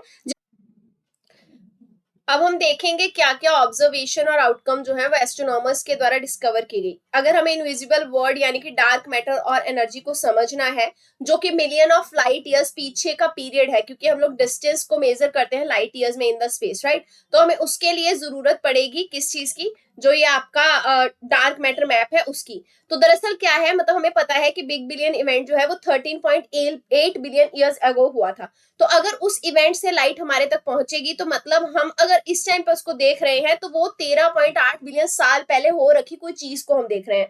अगर हम उससे पहले का भी कोई मैटर डिस्कवर कर ले और उसको देखें तो उससे पीछे वाले टाइम मैटर में पहुंच जाएंगे, टाइम पीरियड में, तो मतलब हम डार्क मैटर और एनर्जी को ऑब्जर्व कर पाएंगे, क्योंकि साइंटिस्ट का कहना है उससे पहले की भी एक्टिविटीज हो रही थी जब बिग बैंग हुआ था। यूनिवर्स के बनने से पहले कुछ इवेंट हो रहे थे। कॉस्मिक माइक्रोवेव बैकग्राउंड रेडिएशन जो है हम उन्होंने उसको भी ऑब्जर्व किया। दरअसल बहुत सारा हैवी स्ट्रक्चर जो होता है इंक्लूडिंग द डार्क मैटर, वो क्या करता है, ग्रेविटेशनल पुल क्रिएट करता है किसके ऊपर, स्पेस टाइम आपका जो रैप है उसके ऊपर, है ना। स्पेस टाइम फैब्रिक इससे बदल जाता है, जिसकी वजह से सीएमबी रेडिएशन जो है वो इफेक्ट होती है। सीएमबी क्या है, एक फॉसी रेडिएशन है। ये रेडिएशन तब होती है जब मतलब आपका फर्स्ट लाइट जो था वो जनरेट हुआ था यूनिवर्स में बिग बैंग के बाद, और उसके बचे खुचे जो अवशेष थे वो ठंडे हो गए थे। तो जो भी ठंडे कूल्ड रेमिनेंट थे बिग बैंग के, उन रेमिनेंट से जो रेडिएशन निकलती है उनको फॉसी रेडिएशन कहते हैं। तो हम डार्क मैटर को अगर समझेंगे तो हम सीएमबी रेडिएशन को भी अच्छे से समझेंगे। सीएमबी लाइट जो है वो डार्क मैटर के द्वारा ही डिफ्लेक्ट की जाती है, और डार्क मैटर हम अभी तक डिस्कवर नहीं कर पाए हैं, राइट। तो फॉसी रेडिएशन को समझने के साथ साथ हम लोग डार्क मैटर भी समझ पाएंगे। और इसके अलावा जो लंपीनेस शो की गई है डार्क मैटर की मैप के ऊपर, वो लंपीनेस ये दिखाती है कि किस तरीके से यूनिवर्स जो है उसमें अलग अलग पार्टिकल्स का साइज है। इससे हमें ये भी समझ लगता है कि यूनिवर्स जो है वो एक्सपैंड हो रहा है। ग्रेविटेशनल लेंसिंग का फिनोमिना जो है वो भी उनके द्वारा रिकॉर्ड किया गया। ग्रेविटेशनल लेंसिंग बस यही होती है ना कि कैसे ग्रेविटेशनल जो पुल क्रिएट हुआ है स्पेस टाइम फैब्रिक के ऊपर, उस पुल की वजह से लाइट जो है वो मैग्नीफाई होके और अलग अलग रास्तों से होते हुए आपके तक आती है, जिससे आप बहुत दूर के ऑब्जेक्ट भी देख पाते हैं। तो सीएमबी यानी कि फॉसी रेडिएशन जब आपकी मूव करती है उसके कारण भी ग्रेविटेशनल लेंसिंग जो है, मतलब सीएमबी रेडिएशन को कैप्चर करने में ग्रेविटेशनल लेंसिंग जो है उसका भी एक रोल रहता है, ये भी ऑब्जर्व किया गया। बिग बैंग मॉडल की बात करें तो ये इकलौता मॉडल है जो हमें एक्सप्लेन करता है कि कॉस्मिक माइक्रोवेव बैकग्राउंड एग्जिस्ट करती है। अब ये कॉस्मिक माइक्रोवेव बैकग्राउंड क्योंकि बिग बैंग के इवेंट के लेफ्ट ओवर से जनरेट हुई फॉसी रेडिएशन है, और बिग बैंग के बाद बहुत सारा डार्क मैटर भी है यूनिवर्स में, तो आम सी बात है ये रेडिएशन जो है ये आपकी जनरेट होती है डार्क मैटर से, या उनसे इनका कोई कनेक्शन है डिफ्लेक्शन का। तो जैसे ही मर्जर्स हुआ था आपका यूनिवर्स का, क्योंकि हमें पता है हाई टेम्परेचर और डेंसिटी के एक पार्टिकल से, गोले से ये आपका ब्लास्ट होके बिग बैंग एक्सप्लोजन होके आपका यूनिवर्स बना था। तो दो एजम्पशन बिग बैंग मॉडल में आती है। पहली आती है एल्बर्ट आइंस्टाइन की जनरल थ्योरी ऑफ रिलेटिविटी, जो ये कहती है कि किस तरीके से ग्रेविटेशनल इंट्रैक्शन होता है हर एक मैटर के बीच में, वो मैटर चाहे स्पेस में एग्जिस्ट क्यों ना करता हो। एक है कॉस्मोलॉजिकल प्रिंसिपल जो ये कहता है कि ऑब्जर्वर जो भी यूनिवर्स को देख रहा है वो डिपेंड किस पे करता है, ना तो इस जगह पे डिपेंड करेगा कि वो कहाँ देख रहा है, ना ही उसकी लोकेशन पे डिपेंड करेगा, बल्कि ये डिपेंड करेगा कहाँ से आने वाली चीज को वो देख रहा है। क्योंकि जहां से वो चीज आ रही है वहां से रेडिएशन, वहां से बहुत सारे फैक्टर्स आ रहे हैं, उसी पे डिपेंड करेगा आपका यूनिवर्स का व्यू, ना कि उस पर डिपेंड करेगा आप कहाँ खड़े हैं। जैसे मैंने बोला ना, आप यहाँ खड़े हो सकते हैं, हो सकता है किसी गैलेक्सी को आप इस डायरेक्शन से लाइट ईयर के थ्रू, ग्रेविटेशनल लेंसिंग के थ्रू देख पा रहे हो, जो जनरली आप नहीं देख पाते। तो इसलिए कॉस्मोलॉजिकल प्रिंसिपल इज डिफरेंट, ये डिपेंड करता है चीज कहाँ पे है, ना कि आप कहाँ से देख रहे हैं। ठीक है, अब यूनिवर्स की कॉम्पोजिशन की अगर बात करें तो डार्क मैटर होता है यूनिवर्स में, जैसे नॉर्मल मैटर है उसके उल्ट होता है, क्योंकि डार्क मैटर इलेक्ट्रोमैग्नेटिक फोर्स के साथ इंटरेक्ट नहीं करता। जब ये इंटरेक्ट नहीं करता तो ऑब्वियसली हम इसको डिटेक्ट नहीं कर पाते हैं। रिसर्चर अभी भी डिस्कवर कर रहे हैं कि डार्क मैटर कहाँ कहाँ पे है, और अभी ये कहा जा रहा है कि ग्रेविटेशनल इफेक्ट जो जनरेट होते हैं स्पेस टाइम फैब्रिक में, वहीं पे आपका डार्क मैटर केवल एग्जिस्ट करता है, और विजिबल मैटर जो है उसको डेफिनेटली हम देखते हैं, लेकिन ये सिर्फ यूनिवर्स का 27% है। तो मोर देन मान के चलिए 70% हिस्सा भी ऐसा है जिसको अभी तक हम समझ नहीं पाए, क्योंकि वो डार्क मैटर के अंडर आता है। एस्ट्रोनॉमर फ्रिज जो एक थे जिन्होंने डार्क मैटर टर्म को सबसे पहले 1930s में यूज किया था। अब बात डार्क एनर्जी की करेंगे। 68% ऑफ हमारा जो यूनिवर्स है वो दरअसल डार्क एनर्जी से बना है। डार्क एनर्जी कुछ नहीं है, वैक्यूम है स्पेस के अंदर, और हमें नहीं पता वहां क्या चीजें हैं, कौन कौन से पार्टिकल्स एग्जिस्ट करते हैं, लेकिन ये पूरे यूनिवर्स में फैली हुई एनर्जी है, क्योंकि यही एनर्जी रिस्पॉन्सिबल है जो यूनिवर्स को एक्सपैंड करने में मदद कर रही है। अब नॉर्मल मैटर की बात करें तो ये 5% है यूनिवर्स का, जिसको हम देख सकते हैं, समझ सकते हैं, जैसे अर्थ हो गया, सन, स्टार्स, गैलेक्सी। अब बात करेंगे जेम्स वेब स्पेस टेलीस्कोप के बारे में। सो मिल्की वे की गैलेक्सी का एक डेंस हार्ट या बहुत क्लीन इमेज जो है वो हाल फिलहाल जेम्स स्पेस वेब टेलीस्कोप के द्वारा लिया गया। इसमें स्टार फॉर्मिंग रीजन है जहां पे बहुत सारे तारे हैं, जिसका नाम है सैजिटेरियस सी, वो भी डिस्कवर किया गया, जहां पे ये पाया गया कि वहां सुपर मैसिव ब्लैक होल जो है वो हमारी मिल्की वे गैलेक्सी के सेंटर में एग्जिस्ट करता है। इसमें प्रोटोस्टार भी पाए गए हैं। प्रोटोस्टार क्या होते हैं? वो स्टार जो अभी भी बन रहे हैं और मास को गेन कर रहे हैं। जेम्स वेब स्पेस टेलीस्कोप की कुछ फाइंडिंग्स है, जैसे सबसे पहले इन्होंने कॉस्मोलॉजी के जो स्टैंडर्ड मॉडल है उनको क्वेश्चन किया है, क्योंकि इन्होंने फुल्ली फॉर्म्ड जो गैलेक्सी है उनको बहुत दूरी पे जाके भी खोजा है, और ये स्टैंडर्ड मॉडल ऑफ कॉस्मोलॉजी की वजह से ही पॉसिबल हो पाया है, क्योंकि ये प्रिंसिपल यही कहता है कि मैटर डार्क मैटर के फॉर्म में और पूरे स्पेस में बहुत सारी चीजें एग्जिस्ट करती हैं। इसके अलावा लॉ मास गैलेक्सी की बात करें तो गैलेक्सी का जो ब्राइटनेस है वो उसके मास पे डिपेंड करता है, लेकिन फाइंडिंग जो जेम्स वेब टेलीस्कोप कहता है उससे ये पाया गया कि जितनी कम मास वाली गैलेक्सी होगी वो उतना ज्यादा ब्राइट ग्लो करेगी। तो ये जो फाइंडिंग थी इसको इन्होंने क्या कर दिया, जेम्स वेब स्पेस टेलीस्कोप की इमेज ने निगेट कर दिया। अब स्टार फॉर्मेशन को भी स्टडी किया गया, जिसमें पाया गया कि स्टार फॉर्मेशन जो है वो हर एक गैलेक्सी में अलग अलग तरीके से होता है। जब बिग बैंग का इवेंट हुआ था तो उसके बाद अलग अलग गैलेक्सी में तारों का बनना अलग अलग तरीके से चल रहा था, और बड़े बड़े तारे भी बने, बड़ी गैलेक्सी में ज्यादा बड़े तारे बने, और जैसे हमारी इसमें मिल्की वे भी आती है। जेम्स वेब स्पेस टेलीस्कोप की बात करें तो 2021 में लॉन्च किया गया था। नासा, यूरोपियन स्पेस एजेंसी और कैनेडियन स्पेस एजेंसी का लॉन्च किया गया टेलीस्कोप है। इसको हबल स्पेस टेलीस्कोप का हम लोग सक्सेसर कह रहे हैं। अच्छा देखिए, हबल स्पेस टेलीस्कोप जो था वो पहले से एग्जिस्ट करता था।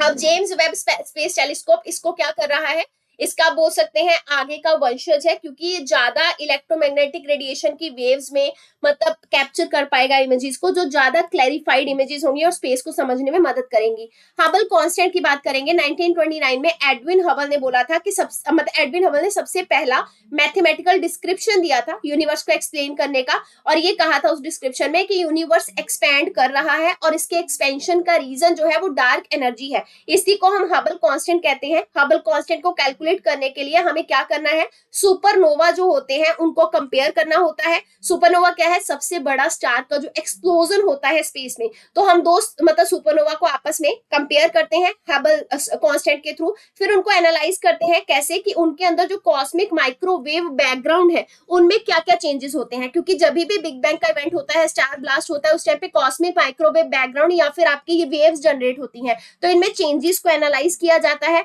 फिर ग्रेविटेशनल वेव्स के थ्रू भी हम लोग हबल कांस्टेंट को कैलकुलेट करते हैं, और हबल कांस्टेंट ही हमें बताता है कि यूनिवर्स एक्सपेंशन जो है उसकी मैथमेटिकल इक्वेशन किया, जिसमें ये पाया गया कि हमारा जो मिल्की वे है उसकी सेंट्रल डिस्क में न्यूट्रिनो जो है वो देखे जा सकते हैं। न्यूट्रिनो फंडामेंटल पार्टिकल है, क्योंकि हमारे स्पेस में बहुत सारे ऐसे पार्टिकल्स हैं जिनको अभी भी समझना जरूरी है। फंडामेंटल पार्टिकल जरूर है, लेकिन ये एटम का पार्ट नहीं है, क्योंकि एटम में इलेक्ट्रॉन, प्रोटॉन, न्यूट्रॉन होते हैं, लेकिन ये एटम के मतलब उससे बाहर है दायरे से। लेकिन क्योंकि ये एटम का पार्ट नहीं है, तो हम ये कह सकते हैं कि इसको छोटे पार्ट में तोड़ा नहीं जा सकता। इसका बहुत टाइनी थोड़ा सा मास होता है, इसमें कोई चार्ज नहीं होता, इसका स्पिन बहुत हाफ होता है, मतलब घूमता है पर हाफ घूमता है। ये ट्रेवल करता है स्पीड ऑफ लाइट के जैसे ही, और इन मतलब स्ट्रेट लाइन में ही अपने सोर्स से ट्रेवल करता हुआ आता है। ये किसी भी मैटर के साथ बहुत रेयरली इंटरेक्ट करता है। जब ये इंटरेक्ट ही नहीं करेगा तो उसको हम स्टडी कैसे करेंगे, इसलिए इसको घोस्ट पार्टिकल भी कहते हैं। ये बहुत सारे एटम जितने यूनिवर्स में एग्जिस्ट करते हैं उनमें सबसे ज्यादा इसी का नंबर पाया जाता है। ये ग्रेविटी से इफेक्ट होता है, और वीक फोर्स जो है वो भी इसको इफेक्ट करती है।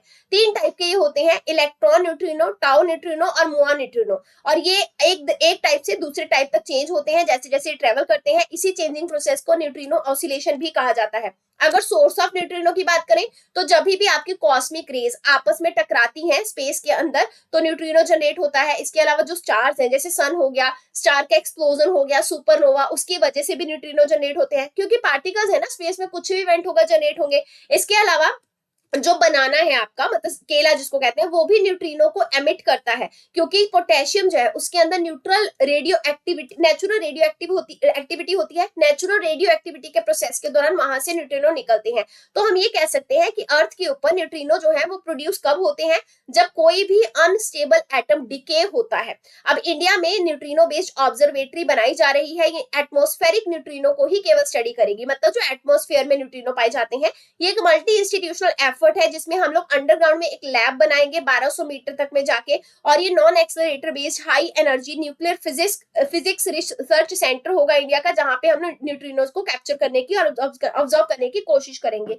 इसकी funding department of atomic energy और डिपार्टमेंट ऑफ साइंस टेक के द्वारा दी जा रही है। आयरन कैलोरीमीटर डिटेक्टर भी इसमें यूज किया जाएगा स्टडी करने के लिए। इसके अलावा इसकी लोकेशन जो है वो तमिलनाडु में थेनी डिस्ट्रिक्ट में बोधी वेस्ट हिल के पास है, और ये इक्वेटर के बिल्कुल पास में आपकी सेटअप की जाएगी। अब सिग्निफिकेंस अगर देखें न्यूट्रिनो को स्टडी करने का, क्योंकि न्यूट्रिनो आपके सबसे ज्यादा पाए जाते हैं स्पेस के अंदर, हमने देखा पार्टिकल्स में, तो ये हमें बता सकते हैं कि जितने भी इवेंट होते हैं, चाहे वो स्टार का एक्सप्लोजन हो, चाहे गामा रे बर्स्ट हो, ये सब कैसे होते हैं, इनकी इन्फॉर्मेशन हम समझ सकते हैं। और न्यूट्रिनो जहां पे प्रोड्यूस होते हैं वहां के ऑब्जेक्ट को हम समझ सकते हैं, क्योंकि जहां प्रोड्यूस हुए वो फिनोमिना हमें समझ आएगा। इसके अलावा बेसिक जो फिजिक्स के लॉ है, चाहे वो प्रोटोन है, न्यूट्रिनो का स्ट्रक्चर है, वो भी इससे समझा जा सकता है। अब एटमोस्फेरिक न्यूट्रिनो, क्योंकि हम थेनी डिस्ट्रिक्ट में हम लोग इसको सेटअप करेंगे और समझेंगे। ये क्या होते हैं, धरती के सरफेस से 15 किलोमीटर के अराउंड जो प्रोड्यूस होने वाले न्यूट्रिनो है, हम केवल उनको ऑब्जर्व करेंगे। तो हम बहुत दूर स्पेस में नहीं जा रहे, ठीक है, जो हम इंडिया के अंदर करने वाले हैं।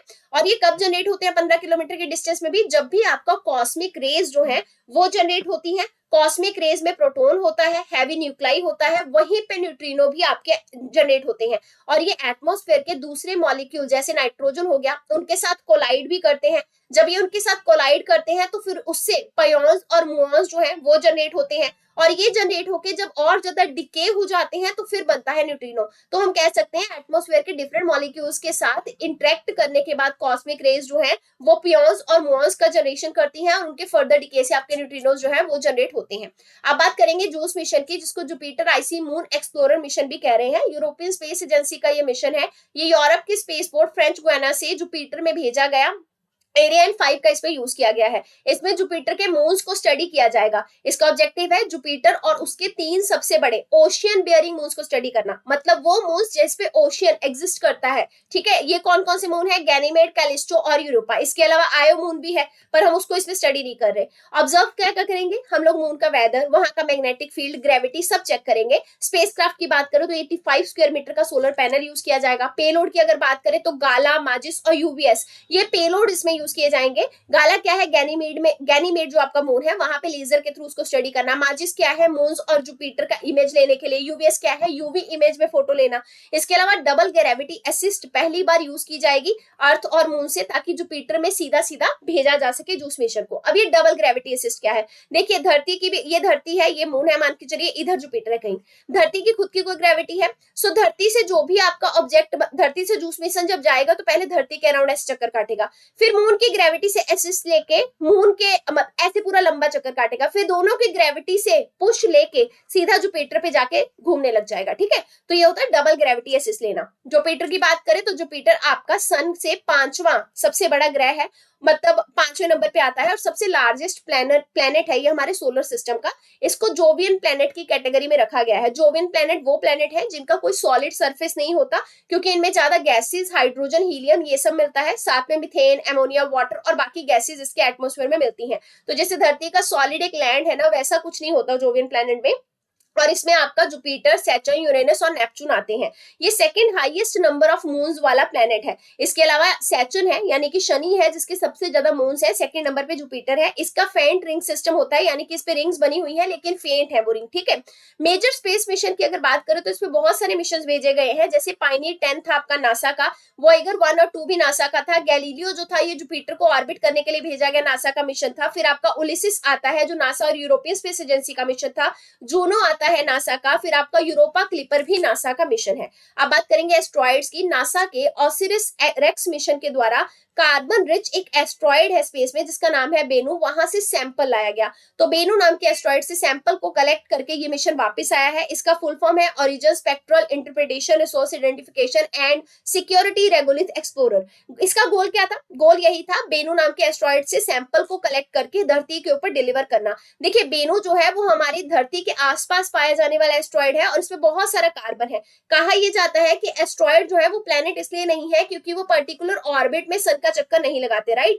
तो एस्ट्रॉइड में बहुत सारा ऐसा मटेरियल है जो कि धरती से मिलता जुलता है या फिर और ग्रहों से मिलता जुलता है।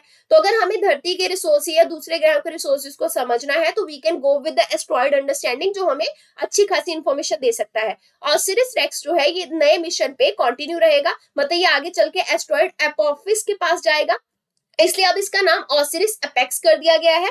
एपेक्स का फुल फॉर्म है एपोफिक्स एक्सप्लोरर और पहले इसका नाम ऑसिरिस रेक्स था। तो एस्ट्रॉइड और उसके रिलेटेड कुछ बॉडीज हैं, इनकी टर्म्स को आपको समझना जरूरी है। एस्ट्रॉइड क्या होते हैं? रॉकी बॉडी है लेकिन ये प्लेनेट से छोटे होते हैं और ये सन का ऑर्बिट जरूर करते हैं, सन का चक्र जरूर काटते हैं लेकिन एक पर्टिकुलर पाथ पे नहीं काटते जैसे प्लेनेट काटते हैं, ठीक है। इनका डिफाइंड पाथ नहीं है एक तरीके से। और ज्यादातर एस्ट्रॉइड मार्स और जुपिटर के बीच में घूमते हैं, उनकी बेल्ट है एस्ट्रॉइड बेल्ट। इसके अलावा होते हैं आपके मेट्रॉइड, मेटियोर और मेटेओराइड। तो देखिए मेट्रॉइड क्या है? कोई भी रॉकी या मेटेलिक फ्रेगमेंट, मतलब एस्ट्रॉइड टूटा, उससे कुछ रॉक का पत्थर वगैरह निकला एस्ट्रॉइड से, कॉमेट से या प्लैनेट से, तो टूटने पे जो फ्रेगमेंट है वो छोटा सा, उसी को मेट्रॉइड कहते हैं। कई बार ये मेट्रॉइड जो है ये आपका धरती के एटमॉस्फेयर में हीट करता है, एंटर करता है। तो जब ये धरती के एटमॉस्फेयर में एंटर करता है, ये से छोटा पत्थर एंटर कर गया एटमॉस्फेयर में, तब हमें लाइट जैसा ये नजर आता है। स्ट्रीक ऑफ लाइट आसमान में कभी दिखती है ना व्हाइट कलर की एकदम से, तो स्ट्रीक ऑफ लाइट हमें नजर आती है तो हम समझते हैं मेट्रॉइड एंटर कर गया है, हीट अप, मतलब उसने एटमॉस्फेयर में हीट अप कर दिया है। तो जब ये मिट्योर नीचे गिर जाएगा धरती के ऊपर, यहाँ देखिए धरती पे लैंड कर गया मिट्योर का फ्रेगमेंट, तो हम उसको कहेंगे मेटेओराइड। इसके अलावा कॉमेट की बात करें, ये आइसी बॉडी होती है, बर्फ से बने हुए बॉडी होती है। जब भी ये सन के पास से गुजरती है तो सन के पास से गुजरते हुए क्योंकि आइस है तो पिघलेगी, तो मतलब ऐसे पूंछ सी निकल के भाप इसकी बाहर निकलती हुई नजर आएगी। तो इसलिए ये जब भी सन को ऑर्बिट करते हैं तो गैसेस को रिलीज करते हैं, इसको पूछल तारा भी कहते हैं इसीलिए। अब क्लासेस की बात करें तो एस्ट्रॉइड डिफरेंट टाइप के हैं, जैसे मेन एस्ट्रॉइड बेल्ट तो मार्स और जुपिटर के बीच में पाई जाती है। फिर कुछ आपके ट्रोजन होते हैं। ट्रोजन जो है वो किसी बड़े प्लेनेट के साथ ऑर्बिट शेयर करते हैं। मान के चलिए जुपिटर जिसमें घूम रहा है उसी का ऑर्बिट भी ये शेयर करते हुए नजर आएंगे, और ये हमारे पहले के सोलर सिस्टम का रेमिनेंट है, उसका बचा हुआ भाग है। नासा का जो लूसी मिशन था ये पहला स्पेसक्राफ्ट था जो ट्रोजन एस्ट्रॉइड को स्टडी करने के लिए भेजा जा रहा है। नियर अर्थ एस्ट्रॉइड की बात करें तो नियर अर्थ एस्ट्रॉइड जो है वो धरती के बिल्कुल पास से गुजरते हैं। ये अर्थ क्रॉसर के नाम से जाने जाते हैं। इनसे धरती को कई बार खतरा भी हो सकता है, ये धरती के साथ आके टकरा भी सकते हैं। और हमारा जो बेनू है वो नियर अर्थ एस्ट्रॉइड ही है। एस्ट्रॉइड के एक्सप्लोरेशन से हमें क्या फायदा होगा? देखिए हमें अपने सोलर सिस्टम को समझने में मदद मिलेगी, हम लाइफ के ओरिजिन को, ऑर्गेनिक कंपाउंड, केमिकल्स को समझ पाएंगे। हम लोग ये समझ पाएंगे कि कैसे एस्ट्रॉइड बने हैं, उसी तरीके से हमारा प्लेनेट कैसे बना है हम समझ पाएंगे। स्पेस एक्सप्लोरेशन की नई नई टेक्नोलॉजी टेक्नोलॉजी को हम लोग डेमोस्ट्रेट कर सकते हैं, उसका प्रैक्टिकल कर सकते हैं वहां पे जाके एस्ट्रॉयड में, रिसोर्स वहां से कलेक्ट कर सकते हैं, इंटरनेशनल कोऑपरेशन प्रमोट कर सकते हैं। अगली बात करेंगे आउटर स्पेस गवर्नेंस की। यूनाइटेड नेशन के द्वारा एक पॉलिसी जो है वो रिलीज की गई जिसका नाम है for all humanity the future of outer space governance, मतलब बाहर की स्पेस को कैसे गवर्न करना है for the wellbeing of humanity, ये इसका फ्रेमवर्क है। 1958 में United nation committee on the peaceful use of outer space को एस्टेब्लिश किया गया था। इसका मेन पर्पस था स्पेस के यूज को बेनिफिट्स फॉर द ह्यूमैनिटी के लिए लेके आना। United nation office for outer space affair ने इसको सपोर्ट किया। 5 इंटरनेशनल स्पेस की ट्रीटीज इसमें शामिल हुई थी। सबसे पहली थी आउटर स्पेस ट्रीटी जो 1967 में हुई थी, जिस ट्रीटी का मेन पर्पस क्या था, स्टेट्स, डिफरेंट स्टेट्स जो है उनकी एक्टिविटीज के लिए प्रिंसिपल तैयार करना कि वो कैसे आउटर स्पेस में काम करेंगी। रेस्क्यू एग्रीमेंट 1968 कहता है कि जो एस्ट्रोनॉट वगैरह फंस जाते हैं कई बार स्पेस में, आउटर स्पेस में, उनका कैसे रेस्क्यू करना है, उनको वापस कैसे लाना है। लाइबिलिटी कन्वेंशन 1972 ये कहता है कि अगर किसी कंट्री के स्पेस ऑब्जेक्ट को दूसरे कंट्री ने डैमेज कर दिया तो उस केस में लाइबिलिटी क्या रहेगी। रजिस्ट्रेशन कन्वेंशन 1976 कहता है कि जितने भी स्पेस में ऑब्जेक्ट को लॉन्च किया जा रहा है उनका रजिस्ट्रेशन करवाना जरूरी है। मून अग्रीमेंट 1979 कहता है कि मून और बाकी के सेलेस्टियल बॉडी पे अगर कुछ भी एक्टिविटी स्टेट्स के द्वारा, स्टेट्स माने कंट्रीज के द्वारा की जा रही है तो उसके लिए अग्रीमेंट किया जाएगा। इंडिया ने सारी की सारी ट्रीटीज को साइन किया है लेकिन रेटिफाई सिर्फ 4 को किया है। मून अग्रीमेंट को इंडिया ने रेटिफाई नहीं किया है। इससे रिलेटेड एक कॉन्सेप्ट है जिसका नाम है स्पेस डेब्रीज। देखिए इंडियन स्पेस रिसर्च ऑर्गेनाइजेशन की रॉकेट डेब्रीज जो है वो ऑस्ट्रेलिया के शोर पे मिली है। ऐसा होता है ना, बहुत हमारे स्पेस में रॉकेट्स हैं, सैटेलाइट्स हैं, कई बार वो खत्म हो जाते हैं, उनका टाइम पीरियड लैप्स हो जाता है, तो उनके साथ कुछ भी छोटी मोटी चीज टकराएगी तो टूट जाएगा वो रॉकेट वगैरह, सैटेलाइट वगैरह, उसका टूटा हुआ हिस्सा आके कई बार स्पेस में ही रह जाता है, कई बार नीचे गिर जाता है। तो ऐसे ही रॉकेट की डेब्री इंडिया के ऑस्ट्रेलिया के शोर पे गिरी। स्पेस डेब्री क्या है, ये नेचुरल भी हो सकती है जैसे मेट्रॉइड हो गए आपके, और आर्टिफिशियल भी हो सकती है जैसे मैन के द्वारा बनाए गए सैटेलाइट का टूटा हुआ टुकड़ा हो गया। रशिया, यूएसए, चाइना और फ्रांस ये सबसे ज्यादा स्पेस डेब्रीज में कंट्रीब्यूट करते हैं। अब स्पेस डेब्रीज का मेन नुकसान क्या है, देखिए एक तो बहुत सारे डिस्कार्डेड लॉन्च व्हीकल जिनको अब यूज नहीं कर रहे हम, वो स्पेस में ऐसे ही लटके पड़े हैं, आपस में टकराएंगे तो कॉलिजन होगा। और इसके अलावा जो बड़े बड़े ऑब्जेक्ट हैं वो धरती में कई बार एंटर कर जाते हैं और एंटर करके समुद्र में गिरते हैं, मैरीन लाइफ को नुकसान पहुंचाते हैं। लाइबिलिटी कन्वेंशन 1972 ये बात करती है कि ऐसे जो भी डैमेज होता है ना स्पेस डेब्रीज से, उसके लिए आपको सेटलमेंट या क्लेम देना पड़ेगा। फिर एक होता है कैसलर सिंड्रोम। अब बहुत सारे मान के चलिए लोअर अर्थ ऑर्बिट में स्पेस में ऑब्जेक्ट है, पर वो ऑब्जेक्ट जो है वो हमारे यूज के नहीं है क्योंकि हम उनको यूज कर चुके हैं, उनका टाइम पीरियड खत्म हो गया, तो वो है तो स्पेस पॉल्यूशन का हिस्सा क्योंकि अब उनका कोई काम नहीं है। अब ये बहुत सारे ऑब्जेक्ट मान के जरिए आपस में टकराते हैं, अगर टकरा के टूटेंगे तो आगे और जनों के साथ टकराएंगे, तो ऐसे कैस्केडिंग कॉलिजन जो है वो शुरू हो जाएगा। स्पेस डेब्रीज आपस में टकराती चली जाएंगी और टकरा टकरा के कॉलिजन बढ़ जाएगा, कॉलिजन कम नहीं होगा। इसी टर्म को कहते हैं कैसलर सिंड्रोम। ये नासा के साइंटिस्ट डोनाल्ड जे क्लेसलर के द्वारा 1978 में दी गई थी। कुछ इनिशिएटिव लिए गए हैं स्पेस डेब्रीज को एड्रेस करने के लिए, जैसे कि इसरो का S4OM नाम का एक प्रोग्राम है जिसमें हम स्पेस ऑब्जेक्ट को ट्रैक करते हैं, मॉनिटर करते हैं। फुल फॉर्म ध्यान रखेंगे, system for safe and sustainable space operation management. फिर प्रोजेक्ट नेत्रा है, इस प्रोजेक्ट नेत्रा से हम लोग डेब्रीज का जो स्टेटस है उसको चेक कर पाएंगे मतलब रियल टाइम में। फिर क्लियर स्पेस 1 मिशन है, यूरोपियन स्पेस एजेंसी का ये मिशन है जिसके तहत हम लोग क्या करेंगे, स्पेस को क्लियर करने की कोशिश, स्पेस पॉल्यूशन को कम करने की कोशिश करेंगे। अब स्पेस से रिलेटेड कुछ टर्म्स हैं जो न्यूज में है, जैसे सबसे पहले है गोल्डीलॉक जोन, इसको कहते हैं हैबिटेबल जोन। कोई भी स्टार है, फॉर एग्जांपल सन है, सन के आसपास का वो एरिया जहां पर ना तो ज्यादा गर्मी है ना ज्यादा ठंडी है, बस इतना सा टेम्परेचर है कि वहां पे लिक्विड वाटर एग्जिस्ट कर सकता है, उसको कहते हैं गोल्डीलॉक जोन। क्योंकि इस जोन में स्पेस जो है वो इस मतलब ये जो ऑब्जेक्ट है आपका, ये जो स्पेस है एरिया, ये ऐसे बिहेव करता है कि वहां पे आराम से रहा जा सकता है, वो हैबिटेबल होता है। जैसे हमारी धरती एकदम एप्रोप्रिएट लोकेशन पे है, ना ज्यादा पास है सन के ना ज्यादा दूर है, तो neither too hot area not too cold, और लिक्विड वाटर एग्जिस्ट करता है सराउंडिंग प्लेनेट के सरफेस पे, तो बोलेंगे गोल्डीलॉक जोन है। एक्सोप्लैनेट की बात करेंगे, न्यू जुपिटर के ही साइज का एक्सोप्लैनेट हमें हाल फिलहाल देखने को मिला है जिसका नाम है TOI 4603b, या फिर इसको HD 245134b भी कह रहे हैं। तो देखिए एक्सोप्लैनेट कोई भी प्लैनेट होता है जो हमारे सोलर सिस्टम का पार्ट नहीं है लेकिन उससे बाहर का कोई प्लैनेट है। अब सोलर सिस्टम तो एक सिस्टम हो गया, ऐसे बहुत सारे स्टार्स के अराउंड प्लैनेट होंगे अपने अपने, पर वो हमारे सोलर सिस्टम का हिस्सा नहीं है तो उनको कहेंगे एक्सोप्लैनेट। ये किसी दूसरे स्टार्स को ऑर्बिट कर रहे होते हैं, जैसे हमारे यहाँ पे हमारे जो प्लैनेट है वो सन को ऑर्बिट करते हैं।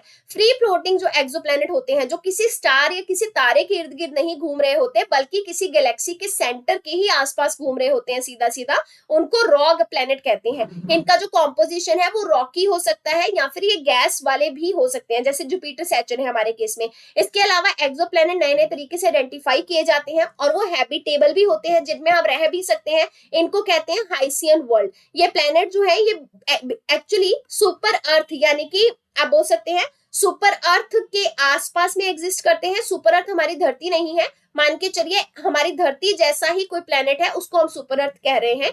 ये प्लेनेट जो रॉक प्लेनेट है या एक्सो प्लेनेट जहां पे जिंदगी पॉसिबल है, हम उनको सुपर अर्थ मानते हैं। इसका जो मास होता है वो धरती से तो ज्यादा होता है लेकिन नेपच्यून वगैरह से कम होता है। फास्ट रेडियो बर्स्ट की बात करेंगे, ये सबसे ब्राइट और सबसे ब्रीफ बर्स्ट है इलेक्ट्रोमैग्नेटिक रेडिएशन का। बर्स्ट माने फटना। तो देखिए रेडियो वेव फ्रीक्वेंसी में ये ज्यादातर देखा जाता है और ये लास्ट कब तक करता है, कब तक रहता है, सेकेंड्स या फिर थाउजेंड्स तक ये एग्जिस्ट करता है। फास्ट रेडियो बर्स्ट जो है ये एनर्जी को तब लूज करता है जब ये धरती पे रीच कर जाता है, तब आप इसको स्पॉट नहीं कर सकते। मतलब इस इलेक्ट्रोमैग्नेटिक रेडिएशन को तब स्पॉट करना मुश्किल हो जाता है। दरअसल ये फास्ट रेडियो बर्स्ट या फिर ये वाला जो रेडिएशन है ये गैलेक्सीज से घूमता हुआ आता है और बीच बीच में हॉट गैस से पास होता है, जिसकी वजह से इनकी फ्रीक्वेंसी में चेंजेस आ जाता है, इनकी स्पीड जो है वो कम हो जाती है। और इसके अलावा जो आपके रेडियो वेव्स जिनकी फ्रीक्वेंसी कम है वो ज्यादा धीमे हो जाते हैं, हाई फ्रीक्वेंसी वाले इतने धीमे नहीं हो पाते। तो हाई फ्रीक्वेंसी वाले पे कम इफेक्ट पड़ेगा, लेकिन वो वाला एफआरबी जो कि कम फ्रीक्वेंसी का है वो हॉट गैस से पास होते टाइम अपनी गति धीमी करेगा, जिसको कहते हैं डिस्पर्जन।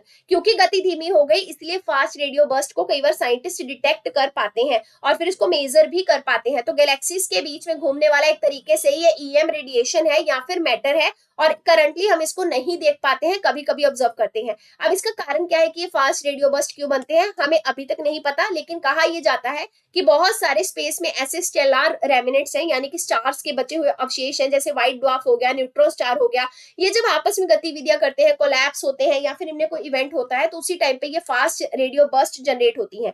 ऐसे ही होता है गामा रे बर्स्ट। एक नई स्टडी कहती है कि गामा रे बर्स्ट के पास इतना पोटेंशियल है कि ये टेम्परेरी मैनर में ओजोन की लेयर को खत्म कर सकते हैं, डिस्ट्रॉय कर सकते हैं। गामा रे बर्स्ट क्या है? ये बहुत पावरफुल और बहुत वायलेंट आवाज वाला धमाका है जो यूनिवर्स में होता है। ये कई बार बहुत शॉर्ट होता है, बहुत कम टाइम के लिए होता है, जिसको ब्रीफ फ्लैश कहते हैं, लेकिन एनर्जी की लाइट बहुत इसमें से हाई निकलती है, इसमें बहुत एक्सप्लोजन होता है। और कहा यह जाता है जब भी आपका ब्लैक होल का बर्थ होता है या न्यूट्रॉन स्टार आपस में टकराते हैं तब ऐसे फ्लैश या बर्स्ट जनरेट होते हैं।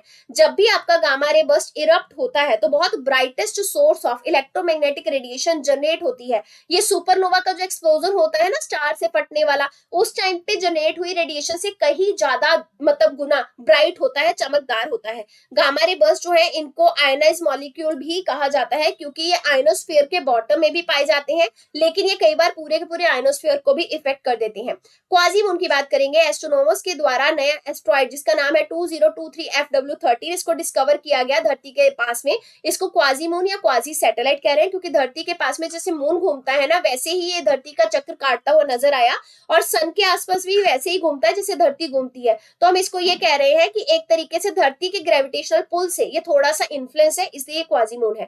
जीरो शेडो डे की बात करेंगे। ये वो फिनोमिना है जिसमें सन जो है वो एग्जैक्टली सर के ऊपर होता है, ओवरहेड होता है, जिसकी वजह से आपका जो वर्टिकल ऑब्जेक्ट है उसका शेडो नहीं बन पाता या वो वैनिश हो जाता है। ये उन लोकेशंस पे होता है जो आपकी ट्रॉपिक्स के पास है और कई बार नॉर्दर्न और सदर्न मोशन जो होता है सन का, मतलब नॉर्थ और साउथ में जब सन मूव करता है तो ट्रॉपिक्स के एरिया में एक बार आता है, उस टाइम पे सन बिल्कुल सर के ऊपर होने के कारण शेडो नहीं बनता। वैसे भी दिन में ना एक टाइम ऐसा आता है नून के टाइम पे, आपको पता हो, तो शेडो नहीं बनता है जब सन हमारे सर के ऊपर होता है। अब बात करेंगे ब्लाजार की। इंडियन एस्ट्रोनॉमिकल ऑब्जर्वेटरी जो हेनले लद्दाख के अंदर लोकेटेड है, इनके द्वारा BLS रेट यानी कि BL लैक जो कि एक ब्लेजर है, इसको चेक किया गया, ऑब्जर्व किया गया। ये बहुत ब्राइट था। तो ये है क्या? ये एक तरीके की गैलेक्सी ही है, लेकिन इसको पावर कहां से मिल रही है? इसको पावर मिलती है ह्यूमंगस ब्लैक होल से, मतलब बहुत बड़े ब्लैक होल से ये पावर लेती है गैलेक्सी। और ये सबसे ब्राइटेस्ट और सबसे मोस्ट पावरफुल ऑब्जेक्ट में से एक है आपका। इसको कहा जाता है कि इसमें बहुत हाई एनर्जी पार्टिकल और रेडिएशन निकलती है। कुछ और इंपॉर्टेंट न्यूज में बात करेंगे इलेक्ट्रोमैग्नेटिक आयन साइक्लोट्रॉन वेव्स की। इंडियन साइंटिस्ट के द्वारा इमिक वेव्स को इंडियन एंटार्क्टिक स्टेशन मैत्री के अंदर डिस्कवर किया गया। एंटार्क्टिक में हमारा एक बेस स्टेशन है मैत्री। सो इसके अलावा ये है क्या? ये इलेक्ट्रोमैग्नेटिक एमिशन ही है, मतलब प्लाज्मा की वेव्स हैं जो कि टुकड़ी टुकड़ी में आती है और ये धरती के इनर मैग्नेटोस्फीयर के अंदर डिटेक्ट की गई। प्लाज्मा क्या है?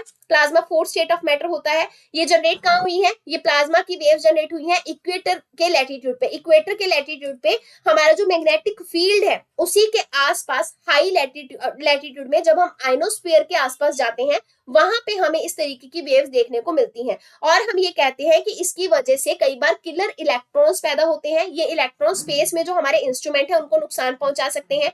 मैग्नेटोस्फीयर हमारी धरती के आसपास वो एरिया है जहां पे धरती का मैग्नेटिक फील्ड बहुत ज्यादा हाई होता है। इसके अलावा रिसर्चर्स ने ये भी कहा कि जितनी भी ऑसिलेशन होती है प्लाज्मा की हमारे स्ट्रक्चर के आसपास, इनको जियोमैग्नेटिक पीसी1 पर्ल ऑसिलेशन भी कहा जाता है या फिर जियोमैग्नेटिक स्टॉर्म जब आती है उसका हिस्सा भी कहा जाता है। तो यहाँ पे आप देखिए ये आपकी धरती है, धरती की मैग्नेटोस्फीयर है जहां पे धरती का मैग्नेटिक फील्ड बहुत ज्यादा स्ट्रॉन्ग है। इसके आसपास में ही आपको EMIC जो है वो देखने को मिलेंगी जो कि आपकी प्लाज्मा वेव्स है। सैटेलाइट कम्युनिकेशन की बात करेंगे तो ये किसी भी तरीके का वो कम्युनिकेशन लिंक है जिसमें हम आर्टिफिशियल सैटेलाइट को स्पेस के अंदर यूज करते हैं प्रोपेगेशन के लिए, सिग्नल वगैरह भेजने के लिए।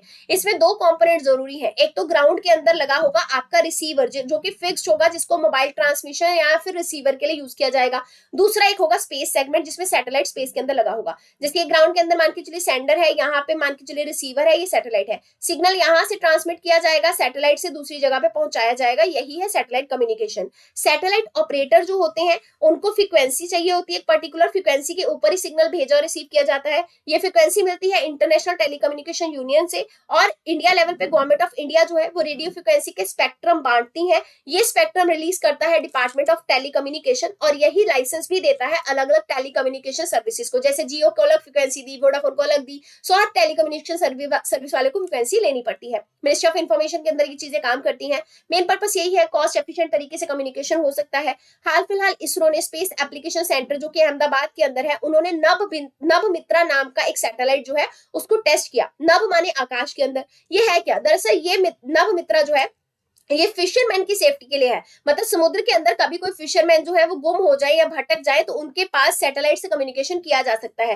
पहले क्या होता था, सिंगल वे होता था, सिर्फ मैसेज बता दो उनको तूफान आने वाला है फिर वो वापस आ जाएंगे। अब ये क्या है, ये 2 वे कम्युनिकेशन है, यानी कि वो भी समुद्र से बात कर सकते हैं सैटेलाइट के थ्रू आपसे, ताकि उनकी जान वगैरह बचाई जा सके।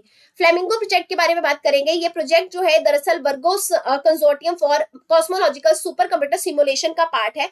तो इसमें क्या जाता है, पहले इसका फुल फॉर्म समझिए, full hydro large scale structure simulation with all sky mapping for the interpretation of next generation observation. तो इसमें हम करते क्या है, 1994 में हमने इसको डिस्कवर किया था यूके के हाई परफॉर्मेंस कंप्यूटिंग इनिशिएटिव के तहत। इसमें बहुत सारे इंटरनेशनल ग्रुप ऑफ साइंटिस्ट हैं। इसमें जैसे हमारा सुपर कंप्यूटर है ना, हम लोग उसको इस तरीके की रीडिंग्स वगैरह देते हैं कि हम लोग कॉस्मोलॉजी के इवेंट्स को स्टडी कर सके और वो सुपर कंप्यूटर हमें वैसे इवेंट जो है वो उसको सिमुलेट करके दिखाएगा, मतलब वो इवेंट परफॉर्म करके दिखाएगा जो कॉस्मोलॉजी के अंदर हो रहे हैं अकॉर्डिंग टू आवर इन्फॉर्मेशन।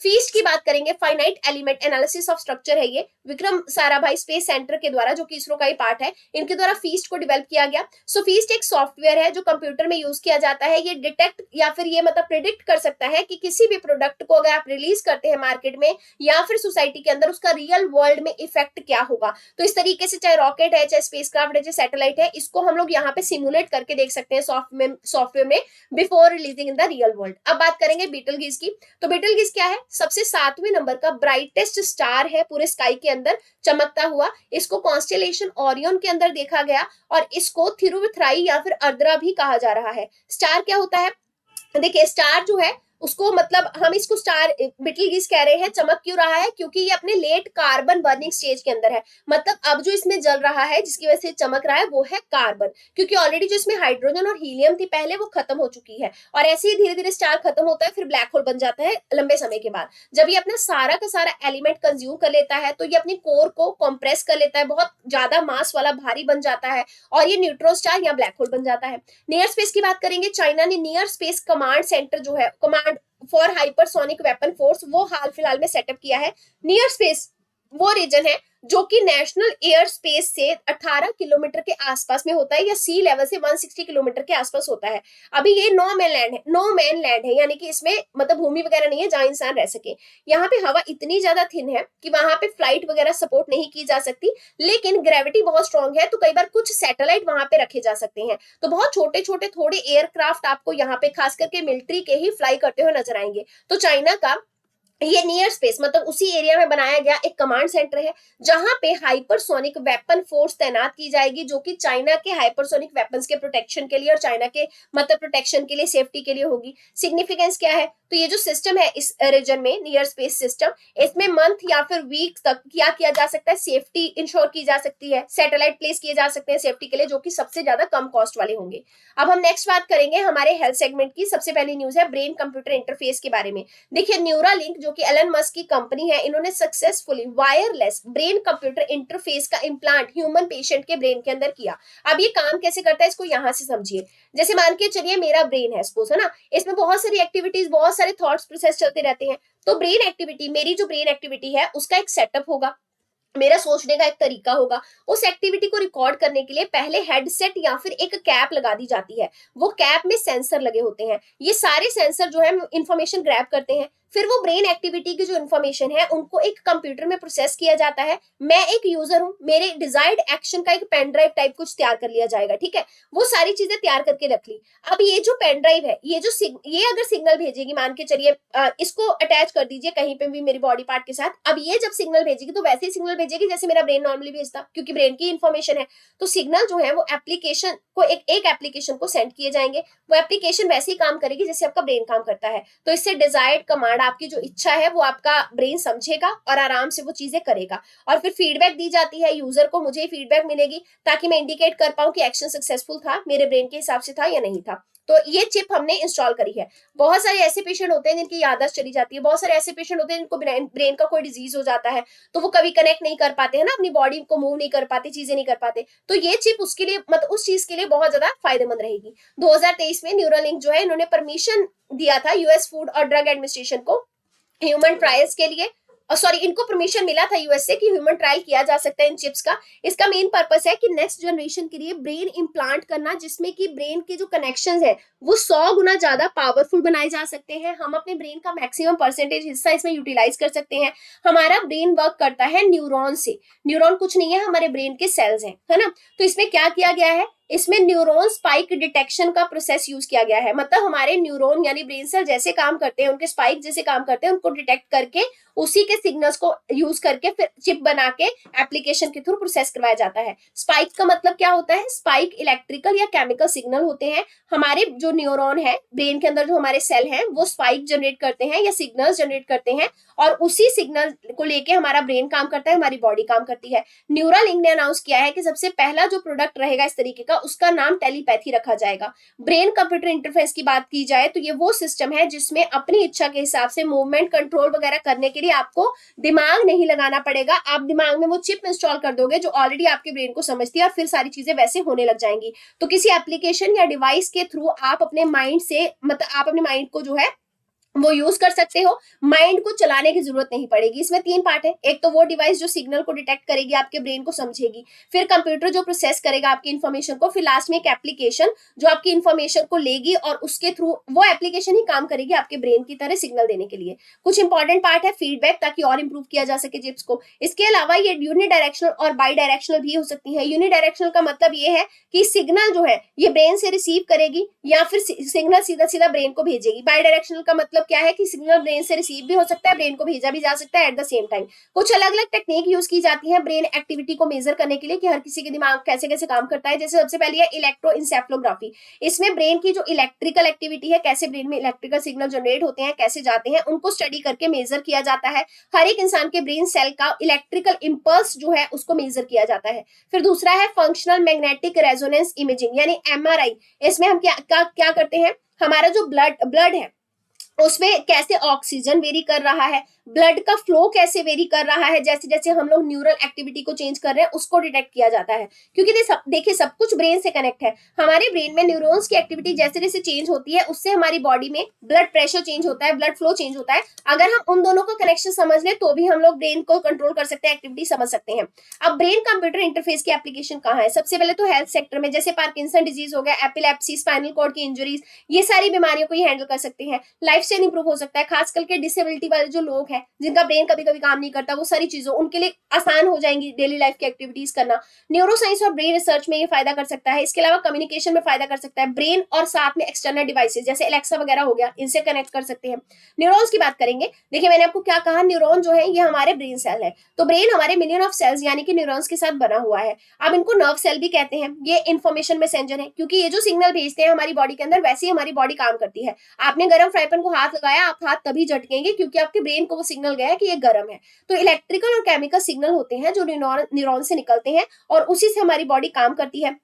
अब ये सिग्नल निकलते कैसे हैं, इनके लिए एक स्पेशलाइज्ड प्रोजेक्शन या रास्ता बना होता है जिसको कहते हैं एक्सॉन। न्यूरॉन जो है वो एक तरीके से डेंड्राइट से सिग्नल जो है उसको रिसीव करते हैं। ये आप मान के चलिए, ये डेंड्राइट्स हैं, ये हमारी बॉडी के अलग अलग हिस्सों से कनेक्टेड है। यहाँ से सिग्नल मान के चलिए, मेरी बॉडी के हाथ से जो सिग्नल आएगा वो इस डेंड्राइट के थ्रू आएगा, फिर यहाँ पे ये आपका न्यूरॉन का हिस्सा है, इसका न्यूक्लियस है, यहाँ ये प्रोसेस होगा, एक्सॉन उसको बाकी के ब्रेन के हिस्सों के ऊपर पहुंचाएंगे, फिर मेरा ब्रेन रिएक्ट करेगा। ठीक है, सो ये नर्व इंपल्स जो है ये एक न्यूरॉन से दूसरे न्यूरॉन, ये दूसरा न्यूरॉन का ही डेंड्राइट है, ये आपस में जुड़ती जाती चेन है एक तरीके से नर्व का जो सिग्नल है, और ये चेन से ही सिग्नल पहुंचते पहुंचते पूरे ब्रेन तक जाता है। और बीच में जो एरिया होता है, क्योंकि ब्रेन ऐसे है ना, मान के चलिए, और बीच में ये एरिया जो होगा ये एक लिक्विड से भरा होगा, लिक्विड जैसी चीज से, और इसको कहते हैं सिनेप्सिस। तो ये लिक्विड जैसी चीज जो है ये सिग्नल को और ज्यादा फ्लोई बनाने में मदद करती है। तीन तरीके के न्यूरॉन होते हैं। सबसे पहले है सेंसरी न्यूरॉन। सेंसरी न्यूरॉन का मतलब क्या हो गया कि वो इन्फॉर्मेशन जो हमारी बॉडी के सेंस ऑर्गन से ब्रेन को जाती है। सेंस ऑर्गन में जीभ आती है,